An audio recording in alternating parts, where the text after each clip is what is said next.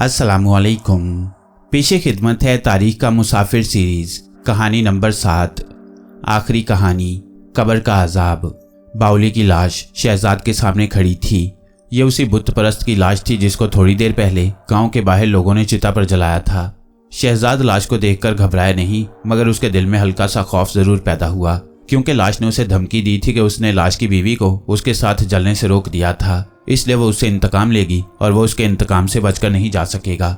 शहजाद को यह भी हौसला था कि सांची सांप की शक्ल में थोड़ी दूर पीछे पहाड़ी के दामन में बैठा है। लाश शहजाद को घूर रही थी। शुरू रात के अंधेरे में लाश का जिस्म यूं चमक रहा था जैसे उसके जिस्म पर राख मली हुई हो। शहजाद ने दिल में अल्लाह का नाम लेकर विर्द शुरू कर दिया था। लाश ने एक बार फिर अपनी खुश्क आवाज में कहा, हम बुत परस्त हैं। हमारे यहाँ खावंद मर जाए तो उसकी बीवी उसकी लाश के साथ जलाई जाती है, मगर तुमने मेरी बीवी को बचा लिया और उसे मेरे साथ जलने नहीं दिया। अब मेरी रूह भटकती फिरेगी, मगर मैं तुमसे इंतकाम जरूर लूंगा। शहजाद एक कदम पीछे हट गया। उसने बड़े एतमाद से कहा, तुम एक लाश हो, तुम मेरा कुछ नहीं बिगाड़ सकते। लाश ने अपना बाजू ऊपर उठाया और इसके साथ ही शहजाद के गिर्द शोलों का दायरा बन गया। शहजाद तिलिस्मी शोलों में घिर गया। उसके दिल से बेख्तियार या अल्लाह मेरी मदद के अल्फाज निकल गई। लाश ने दूसरा हाथ भी बढ़ा दिया। आग का एक गोला फिजा में से उड़ता हुआ आया और इससे पहले कि शहजाद के ऊपर गिरता शहजाद गायब हो गया। सांची सांप की शक्ल में वहां से थोड़ी दूर पहाड़ी के दामन में कुंडली मारे बैठा था। शहजाद पानी पीने से वहां छोड़कर गया था। जब शहजाद को वापस आने में देर हो गई तो सांची को फिक्र हुई। वो अपनी जगह से रेंगता हुआ उस तरफ चला जिधर शहजाद पानी की तलाश में गया था। जब सांची सांप की शक्ल में लाश वाली बाउली के पास पहुंचा तो उसे जमीन पर राख का दायरा नजर आया। राख अभी तक गर्म थी। सांची सांप चौकन्ना हो गया। शहजाद कहीं दिखाई नहीं देता था। सांची ने शहजाद को आवाज दी, कोई जवाब न आया। रात की तारीकी में जंगल सनसना रहा था। हर तरफ डरावनी खामोशी तारी थी। सांची सांप रेंगता हुआ बाउली में उतर गया। नीचे पत्थरों में छोटा सा तालाब बना था। सांची सांप हैरान था कि शहजाद कहाँ चला गया। गर्म राख के दायरे से सांची सांप को शक सा हुआ कि शायद शहजाद तिलिस्म की जद में आ गया है। सांची खुद सांप के रूप में था, इसलिए उसके पास अपनी पूरी ताकत नहीं थी।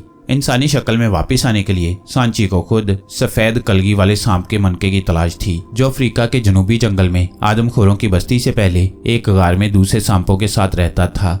उस मनके को मुंह में रखने से ही सांची दोबारा इंसानी शक्ल में वापस आ सकता था, मगर अब शहजाद भी उसके पास नहीं था। सांची सांप बाउली से बाहर निकल आया और जंगल में एक तरफ को रेंगता हुआ चल पड़ा। इतना उसे यकीन था कि शहजाद के साथ कोई हादसा पेश आ गया है और वो इस इलाके में नहीं है।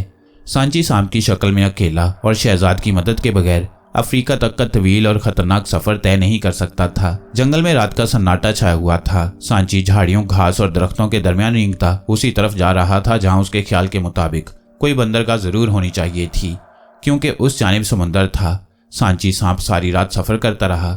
जब सुबह हुई तो वह समुद्र के किनारे पहुंच गया। अब उसने किनारे के साथ साथ चलना शुरू कर दिया। आगे एक बंदरगाह थी जिसमें बागवानी जहाज खड़े थे। एक बागवानी जहाज अपनी मंजिल की तरफ जाने के लिए तैयार खड़ा था। सांची सांप किसी से ये तो नहीं पूछ सकता था कि यह जहाज किधर जा रहा है। उसने सोचा कि जहाज में सवार होकर कम से कम इस इलाके से निकल जाना चाहिए। वो रेंगता हुआ उस जगह पर चला गया जहां जहाज में लाता जाने वाला सामान पड़ा था। सांची सांप बांस के एक गड्ढे के अंदर लेट गया। दो मजदूर बातें करते हुए बांस के गड्ढे की तरफ बढ़े। वो आपस में बातें कर रहे थे। उनकी बातों से जब सांची सांप ने सुना कि जहाज अफ्रीका की तरफ जा रहा है तो उसे बड़ी खुशी हुई। मजदूर बांस के गड्ढे को उठाकर जहाज की तरफ ले गए और उसे दूसरे सामान के साथ अर्शे पर एक तरफ रख दिया। कहीं शाम को जाकर बागवानी जहाज अपनी मंजिल यानी अफ्रीका की तरफ रवाना हुआ। सांची सांप ने अब शहजाद को उसकी किस्मत और उसके हाल पर छोड़ दिया था और वह खुद सबसे पहले अफ्रीका जाकर किसी न किसी तरह सफ़ेद कलगी वाले सांप का मनका हासिल करना चाहता था, ताकि सांप से इंसानी शक्ल में आए और फिर अपनी पूरी ताकत और सूझबूझ से काम लेकर शहजाद की तलाश को निकले। जहाज सारी रात खुले समुद्र में बड़े सुकून से चलता रहा। फिर अचानक आसमान पर बादल छा गई और बड़े जोर की आंधियां चलने लगी। जहाज तिनके की तरह इधर उधर डोलने लगा। मुसाफिर उस जहाज पर थोड़े ही थे, ज्यादा सामान लदा था। मुसाफिरों में चीखो पुकार मच गई। सांची सांप भी बांस के गड्ढे से निकलकर जहाज के अर्शे पर आ गया। जहाज बुरी तरह डोल रहा था। लगता था कि अब कोई तूफानी मौज किसी तरफ से आएगी और जहाज डूब जाएगा। फिर ऐसा ही हुआ। तूफान बढ़ता गया और एक पहाड़ जितनी बुलंद लहर उठकर जहाज से टकराई तो जहाज उलटकर समुद्र में औंधा हो गया और सारे मुसाफिर और सामान पानी में गर्क हो गया। सांची सांप ने पहले ही समुद्र में छलांग लगा दी थी। वह समुद्र की तूफानी मौजों में तैरने की कोशिश करने लगा। इत्तेफाक से उसे एक तख्ता मिल गया। वो उस पर चढ़कर चिमट गया। तख्ता पानी की तूफानी लहरों में बहुत दूर निकलता जा रहा था। सारी रात सांची सांप तख्ते पर बैठा रहा और तख्ता बहता चला गया। जब सुबह की धुंधली रोशनी फैली तो तूफान खत्म हो चुका था, मगर आसमान पर बादल ही बादल थे और हल्की हल्की बारिश हो रही थी। सांची सांप को कुछ मालूम नहीं था कि वो तख्ते पर बहकर समुद्र में किस तरफ निकल आया है। उसने सुबह की हल्की रोशनी में चारों तरफ निगाह डाली। उसे दूर समुद्र में किसी जहाज के मस्तूल यानी लकड़ी के वो सतून दिखाई दिए जिनके साथ बादबान बंधे होते हैं। चूंकि जहाज के बादबान फूले हुए नहीं थे, इसलिए सांची इसी नतीजे पर पहुंचा कि जहाज समुद्र में रुका हुआ है। इत्तफाक से सांची सांप का तख्ता भी उसी तरफ बह रहा था। थोड़ी देर बाद तख्ते ने सांची सांप को समुद्र में खड़े बादबानी जहाज के पास पहुंचा दिया। तख्ता जहाज के पैंदे के साथ जा लगा। सांची सांप उचक कर जहाज के पैंदे पर आया और वहां से रेंगता हुआ जहाज पर चढ़ गया। उसे यकीन था कि जहाज पर मुसाफिर भी होंगे और जहाज का अमला भी होगा। चूंकि हवा बंद थी, इसलिए सांची सांप ने यही अंदाजा लगाया कि जहाज का कप्तान हवा के चलने का इंतजार कर रहा है। सांची उस बादबानी जहाज के बारे में यही समझा कि यह समुद्र में हवा बंद हो जाने की वजह से रुका हुआ है। जहाज के बादबान लिपटे हुए थे। सांची सांप अरशे के फर्श पर रेंगता एक किनारे से दूसरे किनारे तक गया। उसे जहाज पर कोई मल्लाह दिखाई ना दिया। वो बड़ा हैरान हुआ कि जहाज का अमला यानी जहाज पर काम करने वाले मल्लाह कहाँ हैं। शायद जहाज के निचले हिस्से में हो। ये सोचकर सांची सांप अरशे की सीढ़ियों पर से होकर जहाज की निचली मंजिल में गया। वहां तंग राहदारी की दोनों जानिब आमने सामने छोटे छोटे 4 कैबिन बने हुए थे। ये कैबिन भी खाली थे। सांची सांप जहाज के बावर्ची खाने में गया। बावर्ची खाना भी खाली पड़ा था। चूल्हा ठंडा था। सांची सांप के दिल में तरह तरह के ख्याल आने लगे। क्यों हो ना हो ये जहाज आसेबी है, मगर नहीं। उसने सोचा हो सकता है जहाजी लोग कश्तियों में बैठकर किसी करीबी जजीरे पर गए हों। जहाज बड़ी आहिस्ता आहिस्ता एक जगह खड़ा डोल रहा था।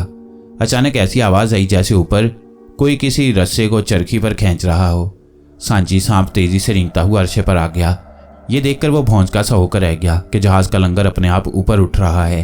वहां कोई रस्सा खींचने वाला नहीं था, मगर रस्सा समुद्र में से निकलकर चरखी पर से घूमता हुआ अरशे पर एक जगह खुद ब खुद इकट्ठा हो रहा था। यूं लगता था कि कोई उसे खींच रहा है, मगर वो नजर नहीं आ रहा। समुद्र से लंगर निकलकर जहाज के पैंदे के साथ लग गया। इसके साथ ही हवा चलने लगी और जहाज के दोनों मस्तूलों के साथ लिपटे हुए बादबान अपने आप खुलना शुरू हो गए। बादबानों के निकलते ही उनमें हवा भर गई और जहाज ने एक सरसराहट के साथ अपनी जगह से हरकत की और समुद्र में एक तरफ चलने लगा। सांची सांप खुद हवाई मखलूक यानी एक छोटा जिन था। फौरन समझ गया कि जहाज पर किसी नजर न आने वाली मखलूक का कब्जा हो चुका है और वही उसे चला रही है। अब सवाल ये पैदा होता था कि ये मखलूक कौन है।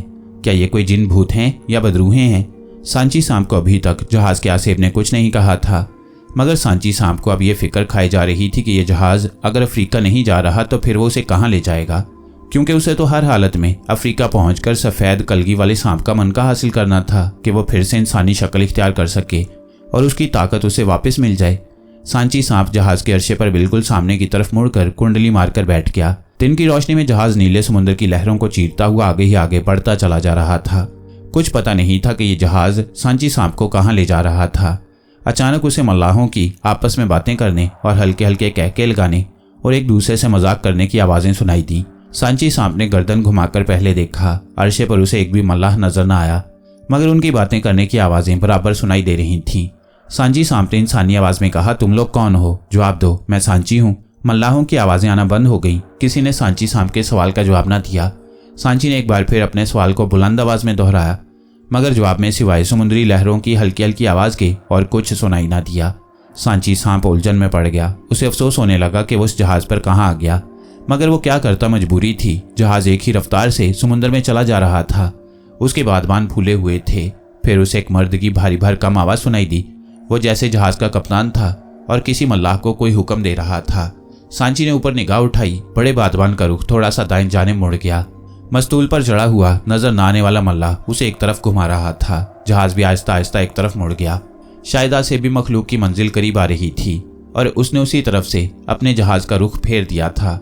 सांची सांप ने बुलंद आवाज में जहाज के कप्तान को पुकारा, मैं सांची हूँ, मैं भी तुम्हारी ही तरह हूँ, मैं जिन हूँ, मुझसे बात करो। मगर किसी ने कोई जवाब ना दिया। जहाज पर सन्नाटा छा गया। शहजाद को जब होश आया तो उसने देखा कि उसके ऊपर घने दरख्त का साया है। उसकी शाखों से धूप उस पर पड़ रही है। वो जल्दी से उठ बैठा, चारों तरफ निगाह दौड़ाई। अल्लाह ताला का शुक्र अदा किया कि उसने बुत परस्त की लाश के जादू से उसे बचा लिया। उसे अभी तक प्यास लग रही थी, गला खुश्क हो रहा था। वो चलता हुआ एक पगडंडी पर आ गया, जिसकी एक जानिब संगे मरमर के सतून खड़े थे और एक औरत अरबी लिबास पहने कांधे पर मिट्टी की सुराही उठाए चली जा रही थी। जब वो औरत करीब आई तो शहजाद ने उसे सलाम किया।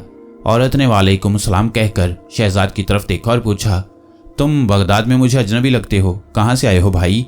औरत बड़ी अच्छी अरबी बोल रही थी। शहजाद ने अरबी ज़ुबान में ही जवाब दिया, मेरा नाम शहजाद है, मैं मुल्क शाम का रहने वाला हूँ। इस वक्त तो प्यास से बुरा हाल हो रहा है। औरत ने शहजाद को पानी पिलाया। पानी पीने से शहजाद को तस्कीन हो गई।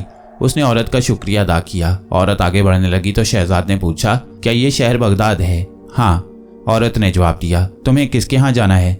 शहजाद को याद आ गया कि सांची ने उसे बताया था कि मशहूर मुसलमान तबीब और साइंसदान जाबर बिन हयान बगदाद में ही मिलेंगे और उस वक्त बगदाद में खलीफा हारून रशीद की हुकूमत होगी।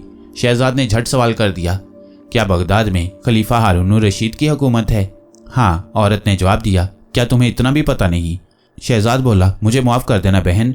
अच्छा एक बात बताएं, क्या नामवर मुसलमान साइंसदान और तबीब जाबर बिन हयान इस वक्त बगदाद में ही तशरीफ़ रखते हैं? औरत मुस्कुराई और कहने लगी, मैं शेख जाबर बिन हयान ही की कनीज़ हूँ और उनके लिए ख़ास चश्मे से पानी भर कर ले जा रही हूँ। इस चश्मे का पानी बड़ा शफाफ और मीठा है और शेख यही पानी पीते हैं। शहजाद की बातें खिल गईं। अल्लाह का शुक्र है मेरी बहन, मुझे असल में शेख जाबर बिन हयान से मुलाकात का शौक़ ही इतनी दूर ले आया है। क्या तुम शेख साहब से मेरी मुलाकात करा सकती हो? क्यों नहीं, कनीज़ ने मुस्कुरा कर कहा। मेरे साथ चलो, मैं तुम्हें उनसे मिलवा दूंगी। शेख साहब सबसे बड़ी खंदा पेशानी से मिलते हैं। शेख जाबर बिन हयान एक अजीमुशान हवेली में रहते थे। जिस वक्त कनीज़ नीलोफर शहजाद को लेकर उनकी खिदमत में हाजिर हुई, शेख जाबर बिन हयान अपने शागिर्द काजी के साथ एक बोतल में कोई महलूल बड़ी एहतियात से डाल रहे थे। कनीज़ नीलोफर ने शहजाद को एक तरफ खामोशी से खड़े रहने का इशारा किया और पानी की सुराही ताक में रख दी। शहजाद बड़े इश्तियाक से नामवर मुसलमान साइंसदान और तबीब शेख जाबर बिन हयान को देख रहा था, जिनका नाम सन 1991 ईस्वी के अहद में भी सारी दुनिया में मशहूर था, जिन्होंने पहली बार कीमियागरी यानी केमिस्ट्री में तजुर्बाती तहकीक को अपना असूल बनाया, केमिस्ट्री में तजुर्बे किए और मॉडर्न केमिस्ट्री की बुनियाद रखी। जाबर बिन हयान का मुतालिया बहुत वसी था। उन्हें यूनानी ज़ुबान पर भी अबूर हासिल था।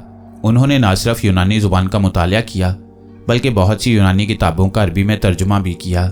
बाद में जब वो किताबें नापीद हो गईं तो यूरोप के साइंसदानों ने शेख जाबर बिन हयान के अरबी तर्जुमों से फ़ायदा उठाया और उनका लातीनी और दूसरी ज़ुबानों में तर्जुमा किया। शेख जाबर बिन हयान के ज़माने में लोग अपनी ज़िंदगियाँ पारे, तांबे, चांदी और दूसरी धातों को सोना बनाने में ज़ाया कर रहे थे। वो उससे आगे नहीं सोचते थे कि इन धातुओं से कोई और फ़ायदा भी हासिल किया जा सकता है। जाबर बिन हयान ने अपनी तहकीक का दायरा आगे बढ़ाया। यही वजह थी कि वो केमिस्ट्री यानी कीमिया के तमाम तजुर्बाती अमलों यानी धात को हल करना, कशीद करना, फ़िल्टर करना और चीज़ों का जौहर निकालना, उनकी फिल्में बनाना वगैरह से न सिर्फ वाकिफ़ थे बल्कि अपनी कीमियावी तजुर्बों में उनसे काम ले लेते थे। असल में जाबर बिन हयान एक प्रैक्टिकल केमिस्ट या कीमियादान थे। उनके नज़दीक इल्म के साथ साथ केमिस्ट्री में तजुर्बा भी ज़रूरी था। चुनाचे उन्होंने सफ़ेदा, संख्या और अल्कोहल को उनके सल्फाइड से हासिल करने में शानदार कामयाबी हासिल की। इसके अलावा तेज़ाब लीमू और तेज़ाब सिरका के बारे में भी जानते थे। फौलाद बनाने, चमड़ा रंगने, दांतों को साफ़ करने और उनके कंपाउंड यानी मुरक्कबात बनाने के तरीके भी उनके कीमियाई तजुर्बात के नमूने हैं। लोहे को जंग से बचाने के लिए वार्निश, खिजाब और मोम जामा बनाने की तरकीब भी जाबर बिन हयान ही की ईजाद है। जाबर बिन हयान ने शोरे का तेज़ाब भी बनाया। धातों के बारे में उनका नज़रिया था कि तमाम धातें गंधक और पारे से बनी हैं और उनमें से किसी धात को तमाम गैर ज़रूरी आमेज़ी से पाक कर दिया जाए तो वो सोना बन जाएगा। जाबर बिन हयान का यही नज़रिया मॉडर्न यूरोप में जौहरी नज़रिए के नाम से पुकारा गया। एक और हैरत अंगेज़ बात यह है कि आज से 1200 साल पहले इस नामवर साइंसदान और कीमियादान जाबर बिन हयान ने यह नज़रिया पेश किया था कि ज़मीन पर बनी हुई हर शय का ताल्लुक सितारों और सैयारों से है।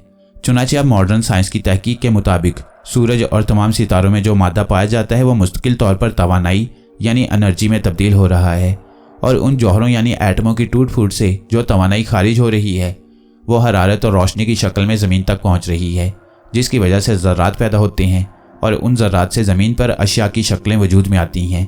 इस तरह यकीन से ये बात कही जा सकती है कि मॉडर्न साइंस का एटमी या जौहरी तस्वुर का असल सरचश्मा और असल बुनियाद जाबर बिन हयान का ही नज़रिया है। अब एक और बात गौर से सुनो। अजीम मुसलमान कीमियादान का एक अहम कारनामा यह है कि उन्होंने 3 मादनी तेज़ाबों का दरियाफ्त किया, यानी फटकरी, हिराकिस और कलमी शोरे से शोरे का तेज़ाब और गंधक का तेज़ाब हासिल किया। इसके अलावा फटकरी, कलमी शोरे और नौशादर से माया अल मलूक तेज़ाब हासिल किया, जो आज भी एक्वारीजिया के नाम से जाना जाता है। एक बहुत ताकतवर तेज़ाब था जो सोने को भी गला देता था। माया अल मलूक के मायनी है बादशाहों का पानी। जाबिर बिन हय्यान एक अजीम कीमियादान थे जिनका सानी केमिस्ट्री की तारीख में 6 सदियों तक पैदा न हो सका। यूरोप के साइंसदान भी इस बात को तस्लीम करते हैं कि जाबिर बिन हय्यान ने बेशुमार कीमियाई मुरक्कबात यानी केमिकल कंपाउंड्स दरियाफ्त किए। उनके तजुर्बात अहम किताबों की शक्ल में आज तक मौजूद हैं। सिर्फ केमिस्ट्री पर उनकी किताबों की तादाद 22 शुमार की जाती है। उनमें से 5 किताबें शाया हो चुकी हैं। 15वीं सदी तक यूरोप में जाबिर बिन हय्यान की किताबें सनद समझी जाती थीं और 18वीं सदी तक यूरोप के कीमियादान जाबिर बिन हय्यान के बताए हुए असूलों पर काम करते थे। इस्लाम के इसी नामवर फर्जंद और अजीम साइंसदान कीमियादान जाबिर बिन हय्यान को शहजाद बड़े शौक और अकीदत से दिख रहा था। जाबिर बिन हय्यान शीशे की बोतल में अपना दरियाफ्त किया हुआ तेजाब यानी माया अल मलूक ही डाल रहे थे, क्योंकि आज उन्हें खलीफा हारून अल रशीद के दरबार में एक अहम तजुर्बे का मुजाहरा करने जाना था। जब शेख अपनी मसनद की तरफ आए तो उनकी निगाह शहजाद पर पड़ी। कनीज नीलोफर ने शहजाद का तारुफ करवाते हुए कहा, शेख मुकर्रम, यह लड़का मुल्क शाम से आपसे मुलाकात का शौक लेकर आया है। इसका नाम शहजाद है। शहजाद ने अदब से सलाम किया। शेख जाबिर बिन हय्यान ने बड़ी खंदा पेशानी से सलाम का जवाब दिया। शहजाद बोला, शेख मोहतरम, कीमिया के मैदान में आपके तजुर्बों और बेपनाह काबिलियत ने मुझे बेहद मुतासिर किया है और मैं सिर्फ आपको एक नज़र देखने का शौक लेकर यहाँ आया हूँ। शेख जाबिर बिन हय्यान ने कहा, तुम अभी लड़के हो। इल्म के लिए तुम्हारा शौक देखकर मैं बहुत खुश हुआ हूँ। तुम अच्छे वक्त पर आए हो। आज मुझे खलीफा के दरबार में एक बड़ा अहम तजुर्बा करने जाना। शहजाद की खुशी की कोई इंतहा न रही। उसने कहा, उस्ताद मोहतरम, ये मेरी खुशकिस्मती है कि आप मुझे दरबार में ले जाएंगे। शहजाद इस बात पर भी खुश था कि वह अब्बासी अहद के मशहूर मुसलमान हुक्मरान खलीफा हारून अल रशीद को देखेगा, जिसका जिक्र उसने तारीख की किताबों में भी बहुत पढ़ा था। थोड़ी देर बाद जाबिर बिन हय्यान शाही सवारी के जरिए से खलीफा हारून अल रशीद के महल की तरफ रवाना हो गए। उसका शागिर्द खास कनीज नीलोफर और शहजाद भी साथ ही था। कुछ किताबें और तजुर्बात के आलात भी शेख के हमरा थे। शेख हारून अल रशीद का दरबार लगा था। खलीफा पूरी शान शौकत के साथ तख्त पर बैठा था। दरबारी दोनों जानिब कुर्सियों पर अदब से बैठे थे। तख्त के सामने एक गोल मेज पर तांबे के 2 प्याले रखे थे। एक प्याले में सोने की एक काफ़ी बड़ी डली रखी हुई थी। इतने में दरबानी खास ने आकर कॉर्निश बजा लाई और ऐलान किया, जिले सुबहानी, जाबिर बिन हय्यान शरफ़े बाजियाबी के लिए हाजिर हैं। खलीफा हारून अल रशीद ने फरमाया, हम शेख जाबिर बिन हय्यान ही का इंतज़ार कर रहे हैं। उनसे कहो कि तशरीफ़ लाएं। दरबानी खास वापस चला गया। खलीफा के करीब ही जरा नीचे अपनी कुर्सी पर दरबार का शाही हकीम और कीमियादान बैठा था। उसने बड़े अदब से खलीफा के हजूर अर्ज किया, जिले सुबहानी, खाकसार का अब भी यही ख्याल है कि जाबिर बिन हय्यान का तजुर्बा नाकाम रहेगा। अभी तक कीमिया की दुनिया में कोई ऐसा तेजाब ईजाद नहीं हुआ जो 1-2 पल में सोने को गला डाले। खलीफा हारून अल रशीद ने मुस्कुराते हुए कहा, हमें जाबिर बिन हय्यान की इल्मियत और लियाकत पर पूरा भरोसा है। क्या उन्होंने अशिया का जौहर निकालकर सबको हैरान नहीं कर दिया? बिलाशुबा उन्होंने ऐसा तेजाब ज़रूर तलाश कर लिया है जो सोने की धात को भी गला देगा। ये बहुत बड़ी ईजाद होगी। शाही हकीम चुप हो गया। इतने में शेख जाबिर बिन हय्यान दरबार में दाखिल हुए। उनके पीछे पीछे जाबिर बिन हय्यान का शागिर्द खास 2 किताबें और एक लकड़ी की संदूकची उठाए हुए चला आ रहा था। उसके पीछे शहजाद और कनीज नीलोफर भी थे। खलीफा हारून अल रशीद ने मुस्कुराकर शेख की तरफ देखा। शेख जाबिर बिन हय्यान ने अदब से ताज़ीम की और एक तरफ खड़ा हो गया। खलीफा हारून अल रशीद ने कहा, या शेख, हम आप ही के मुंतज़िर थे। जाबिर बिन हय्यान ने अर्ज़ की, जिले सुबहानी का इकबाल बुलंद हो, खाकसार माजरत खा है, बाज़ नायाब कुतब की तलाश में देर हो गई। खलीफा ने कहा, हमें पूरी उम्मीद है कि आपका तजुर्बा कामयाब होगा। शेख जाबिर बिन हय्यान ने कहा, खलीफा मौज़म, ये मेरी बरसों की मेहनत का निचोड़ है। मुझे पूरा यकीन है कि तजुर्बा कामयाब होगा। खलीफा ने मेज़ की तरफ इशारा करते हुए कहा, तो फिर बिस्मिल्लाह कीजिए, हर शय तैयार है। शेख जाबिर बिन हय्यान मेज़ की तरफ बढ़े। शहजाद और कनीज नीलोफर भी दरबार की एक जानिब सतून के पास अदब से खड़े यह सारा मंजर देख रहे थे। शेख जाबिर बिन हय्यान ने शागिर्द खास के हाथ से संदूकची लेकर मेज़ पर रख दी। शागिर्द खास पीछे हट गया। जाबिर बिन हय्यान ने एक नज़र दरबारियों पर डाली और फिर खलीफा हारून अल रशीद की तरफ मुतवज्जा होकर कहा, जिले सुबहानी, मैंने ये तेज़ाब कई अहम धातुओं के मुरक्कब से तैयार किया है। ये खालिस मेरी ईजाद है और यही वो तेज़ाब है जिसके अंदर इतनी ताकत मौजूद है कि वो सोने को एक पल में गलाकर पानी बना सकता है। शाही हकीम और कीमियादान ने खलीफा की तरफ देखा और फिर गौर से जाबिर बिन हय्यान की तरफ देखने लगा। जाबिर बिन हय्यान ने अपने शागिर्द खास को इशारा किया। शागिर्द ने वो प्याला उठा लिया जिसमें सोने का डला पड़ा था। वो उसे लेकर खलीफा हारून अल रशीद की खिदमत में हाजिर हुआ, झुककर ताज़ीम बजा लाई और प्याला आगे कर दिया। खलीफा ने एक निगाह प्याले में डाली और कहा, हमें मालूम है इसमें सोने का डला है। अब हम इसे गलकर पानी होता देखना चाहते हैं। जाबिर बिन हय्यान ने अर्ज किया, ऐसा ही होगा खलीफा मुअज्जम। शागिर्दे खास ने तमाम दरबारियों को प्याले में रखा सोने का डला दिखाया। शाही हकीम ने देखते ही मुंह सुकेड़ लिया। वो जाबिर बिन हय्यान की इल्मियत और अजमत से जलता था। हालांकि इंसान को ऐसा नहीं करना चाहिए। शागिर्दे खास सोने के डले वाला प्याला लेकर वापस शेख जाबिर बिन हय्यान के पास आ गया। उसने प्याला मेज पर रख दिया। शेख जाबिर बिन हय्यान ने लकड़ी की संदूकची से खास शीशी निकाली जिसमें उनका इजाद किया हुआ माया अल मलूक तेजाब था। उन्होंने शीशी आगे बढ़ाते हुए दरबारियों से मुखातिब होकर कहा, मेरे अजीजों, खलीफा वक्त के हुक्म और इजाज़त से मैं आपकी खिदमत में सिर्फ ये अर्ज करना चाहता हूँ कि इस शीशी में जो खास तेजाब है वो मेरी इजाद है। यही वो शय है जो सोने जैसी धात को भी एक पल में गला देगी और तिब्बो कीमिया की तारीख का एक नया बाब रकम होगा। फिर उन्होंने खलीफा से इजाज़त तलब की। खलीफा हारून अल रशीद ने सर के इशारे से इजाज़त अता की तो जाबिर बिन हय्यान ने बोतल का मुंह खोला और उसमें से तेजाब सोने के डले पर गिरा दिया। खलीफा हारून अल रशीद, वजीर बर्मी की, शाही हकीम और तमाम दरबारियों की नज़रें शेख जाबिर बिन हय्यान पर लगी थीं। जाफ़र बर्मी की को जाबिर बिन हय्यान से बड़ी अकीदत थी। वह हय्यान की काबिलियत का मोतरिफ और उनकी हौसला अफजाई करता था। दरबार के कुछ लोग जिनमें शाही हकीम भी शामिल था जाफ़र बर्मी की वजीर से दुश्मनी रखने लगे थे कि वो जाबिर बिन हय्यान की क्यों हमायत करता है।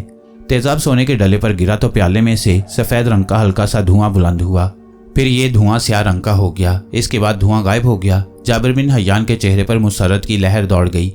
उसने प्याला उठाया और खलीफा हारून अल रशीद के तख्त के सामने जाकर प्याला खलीफा को दिखाया। प्याले में डला नहीं था बल्कि उसकी जगह सुनहरा पानी था। सोना गलकर पानी बन चुका था। जाबिर बिन हय्यान ने अर्ज किया, जिल्ले सुबहानी, अल्लाह के हुक्म से मेरा तजुर्बा और मेरी ईजाद कामयाब हुई। यह आपकी इल्म दोस्ती और सरपरस्ती का भी एहसान है कि आज मैं अपने तजुर्बे और तहकीक में कामयाब हुआ और दुनिया को एक नई ईजाद, एक नई मुरक्कब से रूशनास कराया। खलीफा हारून अल रशीद के मुंह से बेख्तियार निकला, मरहबा या शेख, मरहबा। ये सियाल पानी शाही हकीम को भी दिखाया जाए। शाही हकीम पहले जाबिर बिन हय्यान की कामयाबी पर हसद के मारे जल रहा था मगर खलीफा के आगे जाबिर की तारीफ करने पर मजबूर था। प्याले में पिघले हुए सोने को देखकर बोला, बेशक हजूर अनवर, जाबिर बिन हय्यान अपने इल्म में बेमिसाल हैं। सोना पिघल गया है।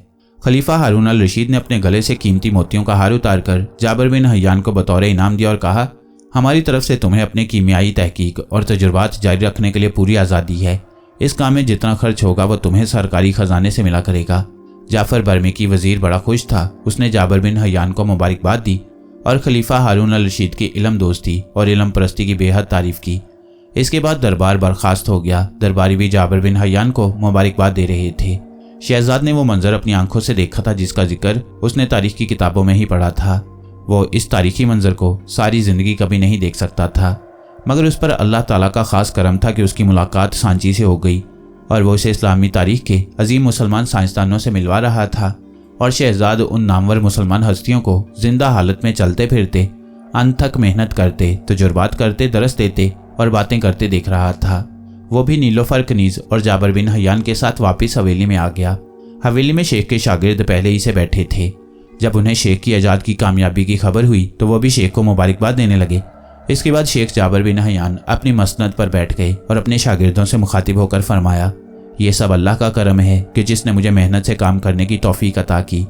मैंने अल्लाह के हुक्म से रात दिन मेहनत की, तजुर्बात किए, तहकीक की और आखिर कामयाबी ने मेरे कदम चूमे।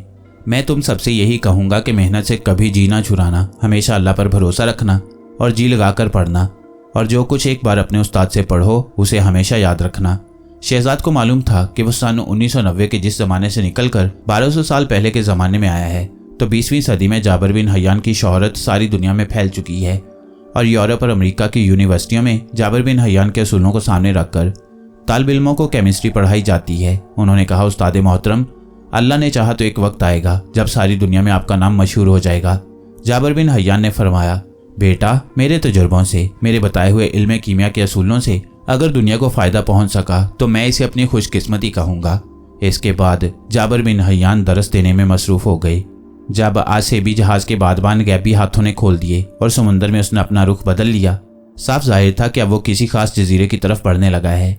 सांची सांप की शक्ल में जहाज़ के अरशे पर सामने की जानिब कुंडली मारे बैठा दूर से नजर आने वाले उभरे हुए धब्बों को देख रहा था। ये किसी गुमनाम जजीरे की पहाड़ियाँ थीं। एक बार फिर जहाज़ के अरशे पर सांची सांप को गैबी मल्लाहों की आवाज़ें सुनाई दी। वो एक दूसरे को आवाज़ें दे रहे थे मगर दिखाई नहीं दे रहे थे। उस वक्त सूरज गुरूब होने लगा था। उसकी सुनहरी रोशनी सतह समुंदर पर फैल गई थी। जजीरा करीब आ रहा था। जहाज बड़ी एहतियात के साथ जजीरे की तरफ बढ़ता हुआ उसके पीछे की जानिब आकर एक छोटी सी खाड़ी में दाखिल हो गया। खाड़ी उस जगह को कहते हैं जहां समुंदर खुश्की में अंदर तक चला गया हो और उसकी दोनों जानिब से किनारों ने उसे आगोश में ले लिया हो। जजीरे में बेशुमार दरख्त थे, कहीं कहीं पहाड़ियां भी नजर आ रही थीं। गैबी मल्लाहों ने जहाज के बादबान उतार दिए थे। जहाज एक जगह किनारे से थोड़ी दूर खाड़ी के गहरे पानी में खड़ा हो गया। उसका लंगर अपने आप पानी में गिरने लगा। सांची बड़े गौर से इस हसेबी जहाज की एक एक चीज को तक रहा था। जहाज से दो बड़ी बड़ी कश्तियां लटक रही थीं। एक बड़ी कश्ती का रास्ता अपने आप खुला और वह आहिस्ता आहिस्ता नीचे जाकर पानी की सतह पर टिक गई। ऊपर से गैबी मल्लाहों ने सीढ़ी लगा दी और नजर न आने वाले मल्लाह उसमें सवार होते गए। कश्ती बिल्कुल ऐसे ही अचकोले खा रही थी जैसे उसमें आदमी उतर रहे हों। मल्लाहों की आवाज़ें भी आ रही थीं, मगर सांची सांप की समझ में नहीं आ रहा था कि वो क्या करे। सीढ़ी ऊपर खींच ली गई और कश्ती जो बज़ाहिर खाली नजर आ रही थी, अगरचे नजर न आने वाले मल्लाह सवार थे, जजीरे की तरफ चल पड़ी। उसके चप्पू अपने आप चल रहे थे। कश्ती किनारे के करीब जाकर मोड़ घूमी और खाड़ी की दूसरी जानिब घने दरख्तों की ओट में नजरों से ओझल हो गई। सांची सांप कुछ देर जहाज पर ही कुंडली मारे बैठा रहा। फिर उसे ख्याल आया कि जजीरे पर चलकर सुराग लगाना चाहिए कि कहीं यह अफ्रीका के किसी मुल्क का कोई जजीरा तो नहीं है, क्योंकि सांची सांप की मंजिल तो अफ्रीका ही था। वो जहाज के पैंदे पर रेंग कर समंदर में उतर गया। किनारा वहां से ज्यादा दूर नहीं था। वो तैरता हुआ किनारे पर पहुंच गया। यहाँ बहुत ज्यादा झाड़ियां और ऊंची घास थी। वो उनमें से गुजरता जजीरे की दूसरी जानिब आ गया। यहाँ समुंदर की लहरें किनारे की रेत पर आकर वापस चली जाती थीं। जजीरे का ये किनारा मोड़ तक खाली पड़ा था। सांची सांप रेत पर कुछ देर तक रेंगता हुआ एक भूरी चट्टान के ऊपर बैठ गया। वहाँ कोई जानवर वगैरह भी नजर नहीं आता था। गैबी मल्लाहों की कश्ती भी जाने कहाँ गायब हो गई थी। दरख्तों पर कोई परिंदा भी नहीं था, सिर्फ समुद्री लहरों की हल्की हल्की आवाज़ें ही थीं। सांची सांप ने फैसला किया कि जजीरे के दूसरे साहिल की तरफ चलना चाहिए। उस वक्त शाम का धुंधलक्का जजीरे को अपने लपेट में ले रहा था। सांची सांप चट्टान से उतरा तो उसे दूर समुंदर में एक बड़ी कश्ती साहिल की तरफ आती नजर आई। कश्ती में कुछ लोग बैठे थे। उन्होंने सरों पर दरख्तों की शाखें लगा रखी थीं और हाथों में नेज़े थे। सांची सांप चट्टान की ओट में से उन्हें देखने लगा। कश्ती साहिल पर आकर रुक गई। ये 7-8 जंगली थे। वो कश्ती में से एक सांवले रंग की नौजवान लड़की को उतारने की कोशिश कर रहे थे। लड़की कश्ती से नहीं उतर रही थी। वो अपनी जुबान में रोते हुए कह रही थी, मुझे यहाँ ना छोड़ो, मैं तुम्हारे पाँव पड़ती हूँ। मगर जंगली उसे हाथों में उठाकर साहिल पर ले आए और सामने एक दरख्त के साथ रस्सी से अच्छी तरह से बांध दिया। लड़की रो रही थी और उनकी मिन्नतें कर रही थी कि मुझे यहाँ ना छोड़ो। सांची सांप खामोशी से यह सारा मंजर देख रहा था। सांवली सी लड़की को, जिसकी उम्र 15-16 साल से ज्यादा न थी, जंगलियों ने इस तरह दरख्त से बांधा था कि वो सिवाय अपने सर के जिस्म का कोई हिस्सा न हिला सकती थी। जंगली जब लड़की को बांध चुके तो जजीरे की तरफ मुंह करके सजदे में गिर गए। एक जंगली ने, जो उनमें सबसे बूढ़ा था, सर उठाया और हाथ बांधकर बोला, ऐ जजीरे के देवता, हमारी कुर्बानी कबूल कर। और फिर वो सारे के सारे जंगली कोई गीत गाते वापस कश्ती में जाकर सवार हो गए और कश्ती खुले समुंदर की तरफ रवाना हो गई।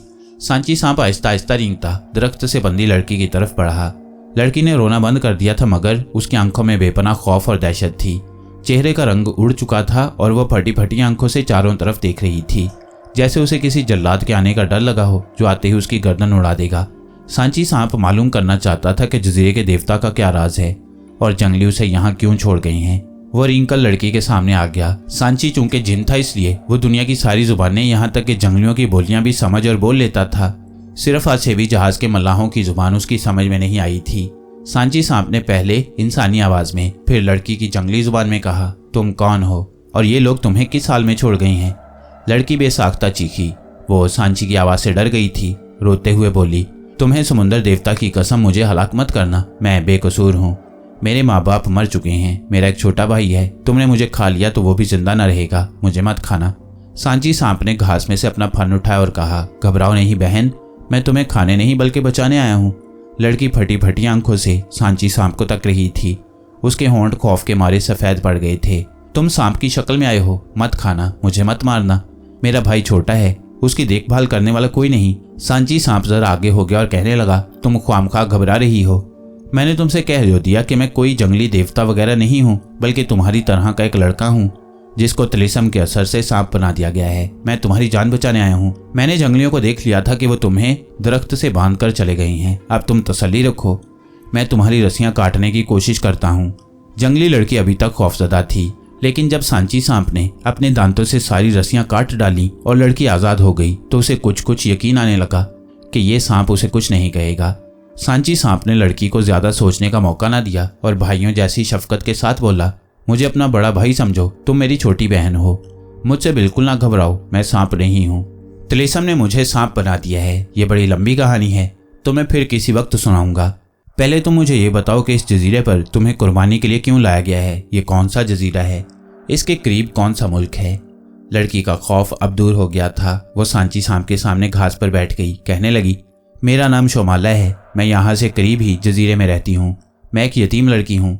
गांव के लोगों के घरों में कामकाज करके अपना और अपने भाई का पेट पालती हूँ। आज से 2 बरस पहले की बात है कि एक रात समुंदर में बड़ा खौफनाक तूफान आया। उस वक्त हमारे जजीरे के करीब से एक जहाज गुजर रहा था।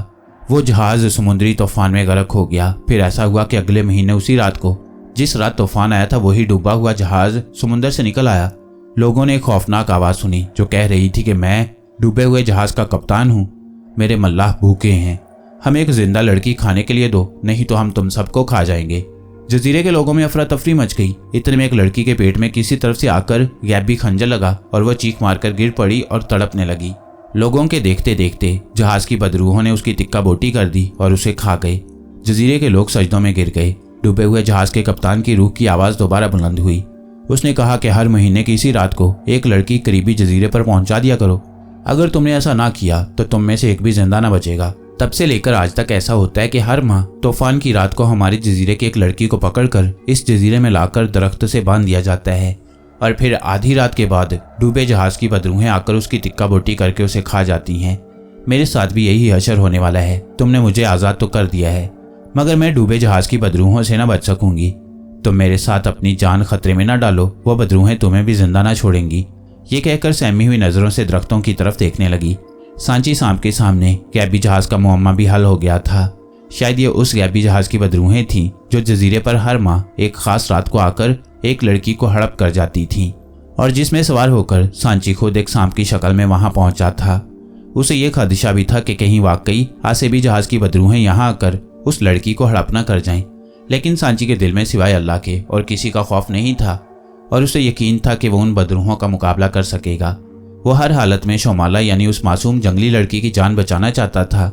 उसने शोमाला से कहा, तुमने जो कुछ कहा मैंने सुन लिया, अब मेरी बात भी गौर से सुनो। मैं तुम्हें डूबे जहाज की बदरूहों का शिकार नहीं बनने दूंगा, शोमाला ने सहमी हुई आवाज में कहा। लेकिन इससे पहले कई लड़कियां उनका लुकमा बन चुकी हैं। उन्हें इस जजीरे पर रात को छोड़ दिया गया और फिर वो कहीं दिखाई ना दी। सांची ने जवाब में कहा, मैं उन लड़कियों के बारे में कुछ नहीं कह सकता, लेकिन मैं तुम्हें इतना यकीन दिलाता हूँ कि अल्लाह की मदद से मैं तुम्हारी जान बचा लूंगा। मेरे साथ आओ। सांची सांप जंगली लड़की शोमाला को समुद्र के किनारे एक बड़ी चट्टान के गार में ले गया। उस वक्त रात का अंधेरा छा गया था। सांची ने लड़की से कहा, तुम यहाँ खामोशी से बैठी रहो और जब तक मैं वापस ना आ जाऊं हरगिज बाहर कदम ना रखना। शोमाला ने डरते हुए कहा, बदरूहों के आने का वक्त होने वाला है, वो मुझे यहाँ आकर खा जाएंगी। सांची सांप ने उसे एक बार फिर तसल्ली देते हुए कहा, यकीन करो बदरूहें इस गार में दाखिल नहीं हो सकेंगी। मैं गार के बाहर बैठकर पहरा दूंगा और तुम्हारे पास आता रहूंगा, तुम बिल्कुल ना घबराओ। ये कहकर सांची सांप गार से बाहर आ गया। सामने समुद्र रात के अंधेरे में स्याह चादर की तरह फैला हुआ था। सांची सांप गार के आगे कुंडली मारकर बैठ गया। सांची सांप को हरदम यह एहसास रहता था कि वो मुसलमान है और उस पर किसी गफलत की घड़ी सामरी के जादू का असर हो गया था। जिस वक्त उस पर सामरी का जादू चला उस वक्त उसका दिल अल्लाह ताला की याद से गाफिल था। उसे शहजाद का ख्याल आ गया। वो सोचने लगा कि अल्लाह जाने वो कहाँ होगा। वो अपने शहर कराची लौट भी गया होगा कि नहीं। उसे तो अब की बार अजीम मुसलमान साइंसदान जाबर बिन हयान से मिलवाना था जो बगदाद में खलीफा हारून अल रशीद के दरबार से वाबस्ता हैं। सांची ने दिल में तय किया कि इंसानी शक्ल में आते ही वह अफ्रीका से सीधा बगदाद कूच कर जाएगा, क्योंकि हो सकता है कि शहजाद से वही मुलाकात हो। लेकिन इस वक्त तो उसे डूबे जहाज की बदरूहों से जंगली लड़की की जान बचानी थी। अचानक उसे जजीरे की तरफ से अजीबोगरीब आवाजें सुनाई देने लगीं, जैसे कुछ आदमी खुश्क और डरावनी आवाजों में एक दूसरे को बुला रही हों। सांची होशियार हो गया। जरूर बदरूहों को जंगली लड़की के गायब हो जाने का पता चल गया है और वो उसे जजीरा में तलाश करती फिर रही हैं। सांची तेजी से गार के अंदर चला गया। जंगली लड़की शोमाला ने भी आवाजें सुन ली थीं और वह खौफ के मारे कांप रही थी। सांची सांप ने उसे हौसला देते हुए कहा, शोमाला लगता है जजीरे में कुछ लोग कहीं से आ गए हैं, मैं अभी जाकर पता करता हूँ। तुम इसी जगह रहना, बाहर मत निकलना, मैं गार के करीब ही रहूंगा। ये कहकर सांची सांप तेजी से बाहर निकल गया। बाहर खामोशी तारी थी। इस तारीकी में अचानक 2 चिराग जलते नजर आने लगे। ये चिराग उसकी तरफ बढ़ रहे थे। उनकी रोशनी सुर्ख थी। सांची सांप चट्टान से उतरकर समुद्र की साली रेत पर आ गया। चिराग अंधेरे में एक जगह साकित हो गए। वो सोचने लगा, ये चिराग किसने रोशन कर रखी हैं, चलकर पता करना चाहिए। वो चिरागों की तरफ रेंगने लगा।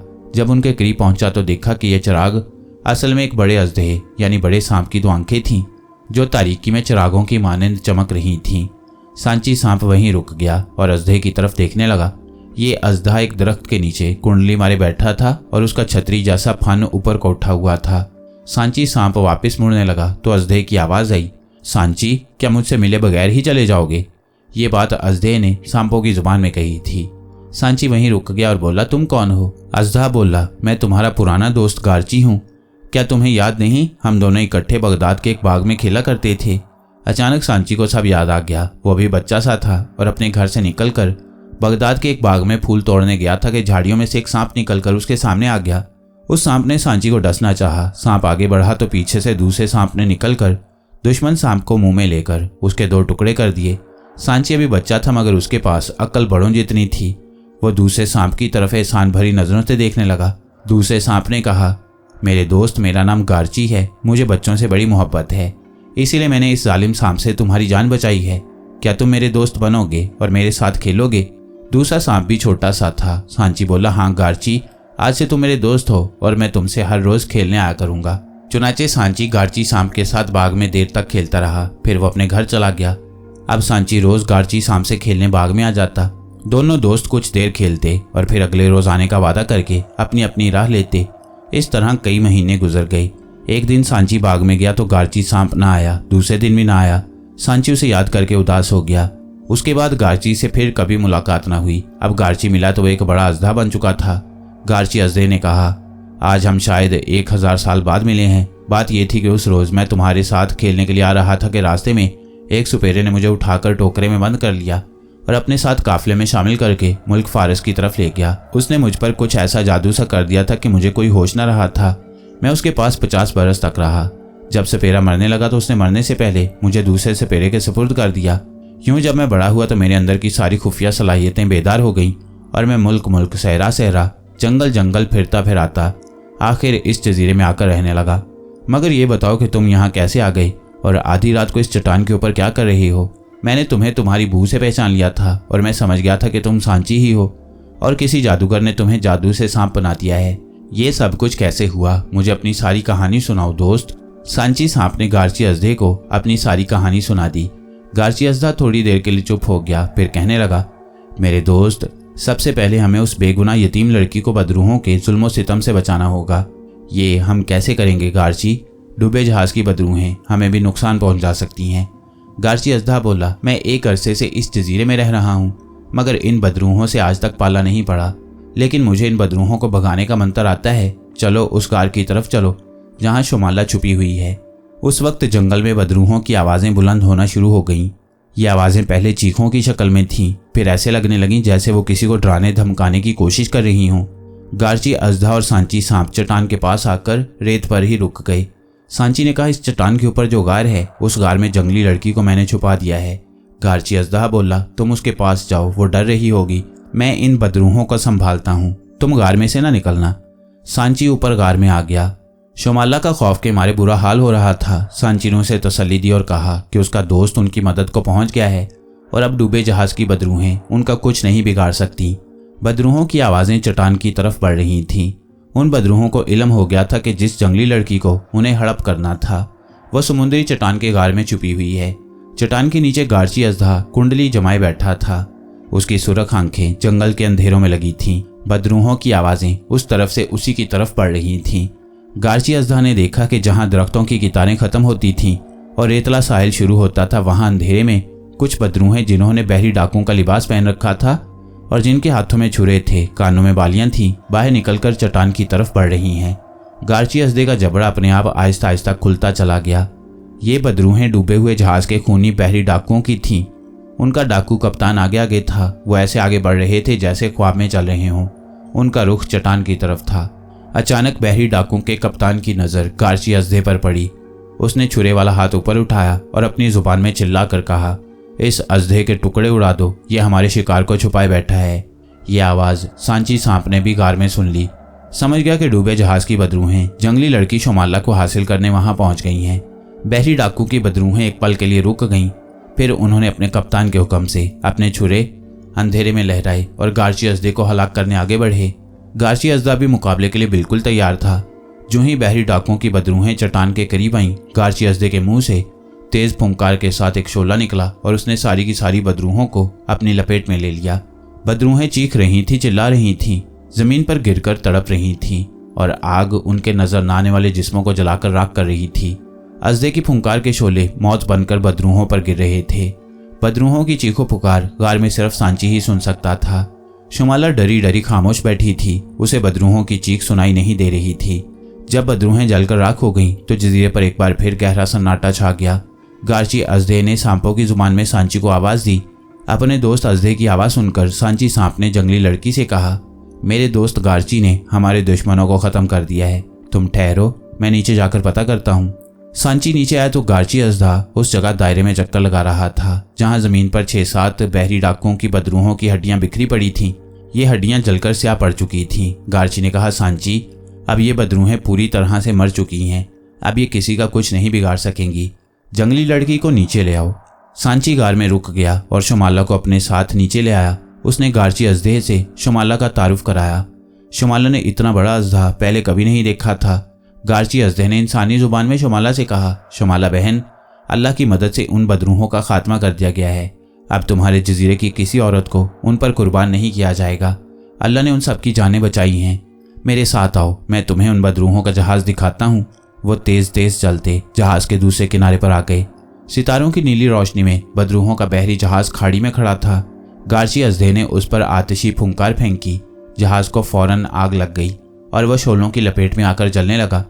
उनकी नज़रों के सामने जहाज जल गया और समुद्री खाड़ी पर उसके बचे हुए लकड़ी के तख्ते भी एक एक करके पानी में डूब गए। गार्ची अजदा कहने लगा, ये जहाज बहरी डाकुओं की बदरूहों के साथ ही हमेशा हमेशा के लिए समुद्र में गर्क हो गया है।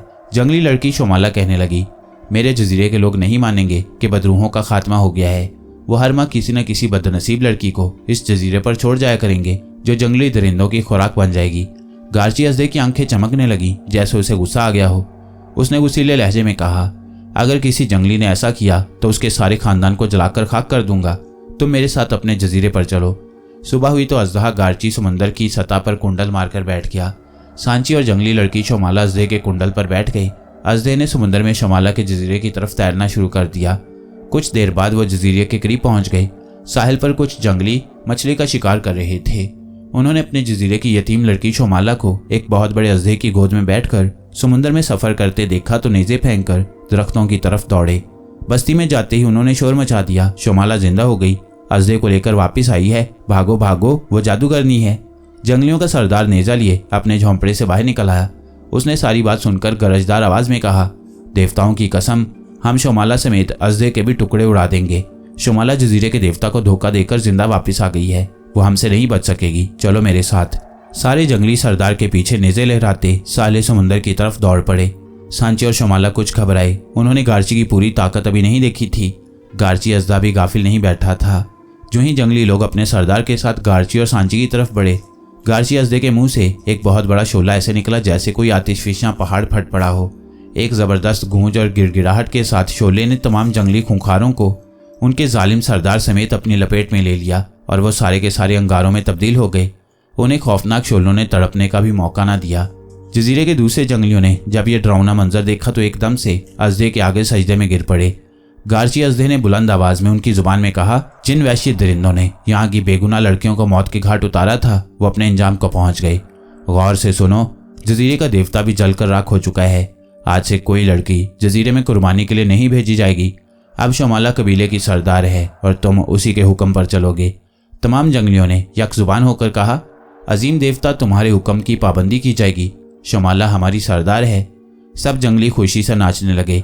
शोमाला को भी ये तवक्को नहीं थी कि उसे जजीरे का सरदार बना दिया जाएगा। उसका भाई भागकर अपनी बहन के पास आया। शोमाला ने छोटे भाई को प्यार किया और बोली, भैया, अब हम अपने घर में खुशी खुशी रहेंगे। उसी रोज जजीरे के लोगों ने शुमाला की ताजपोशी की और उसके सरदार बन जाने का बाकायदा ऐलान कर दिया। इसके बाद वहां बहुत बड़ा जश्न मनाया गया। एक दिन और एक रात जजीरे पर गुजारने के बाद सांची ने अपने दोस्त गार्ची अजदहे से कहा, दोस्त, अब मुझे अपने ऊपर किए गए तिलिस्म को तोड़ने के लिए अफ्रीका जाना होगा ताकि मैं सफ़ेद कलगी वाले सांप का मनका हासिल करके फिर से इंसानी शक्ल में आ जाऊं। गार्ची अजदहा बोला, मेरे दोस्त, मुझे अफसोस है कि अफ्रीका मेरी हदूद से बाहर है और वहाँ मेरी ताकत काम नहीं करती, वरना मैं तुम्हारे साथ चलता और सफ़ेद सांप का मनका हासिल करने में तुम्हारी मदद करता। लेकिन एक बात मैं ज़रूर कर सकता हूँ और वो ये है कि अफ्रीका में मेरा एक दोस्त नीलम सांप रहता है। तुम मेरा मनका उसे जाकर देना, वह ज़रूर तुम्हारी मदद करेगा। सांची ने पूछा, ये नीलम सांप मुझे कहाँ मिलेगा?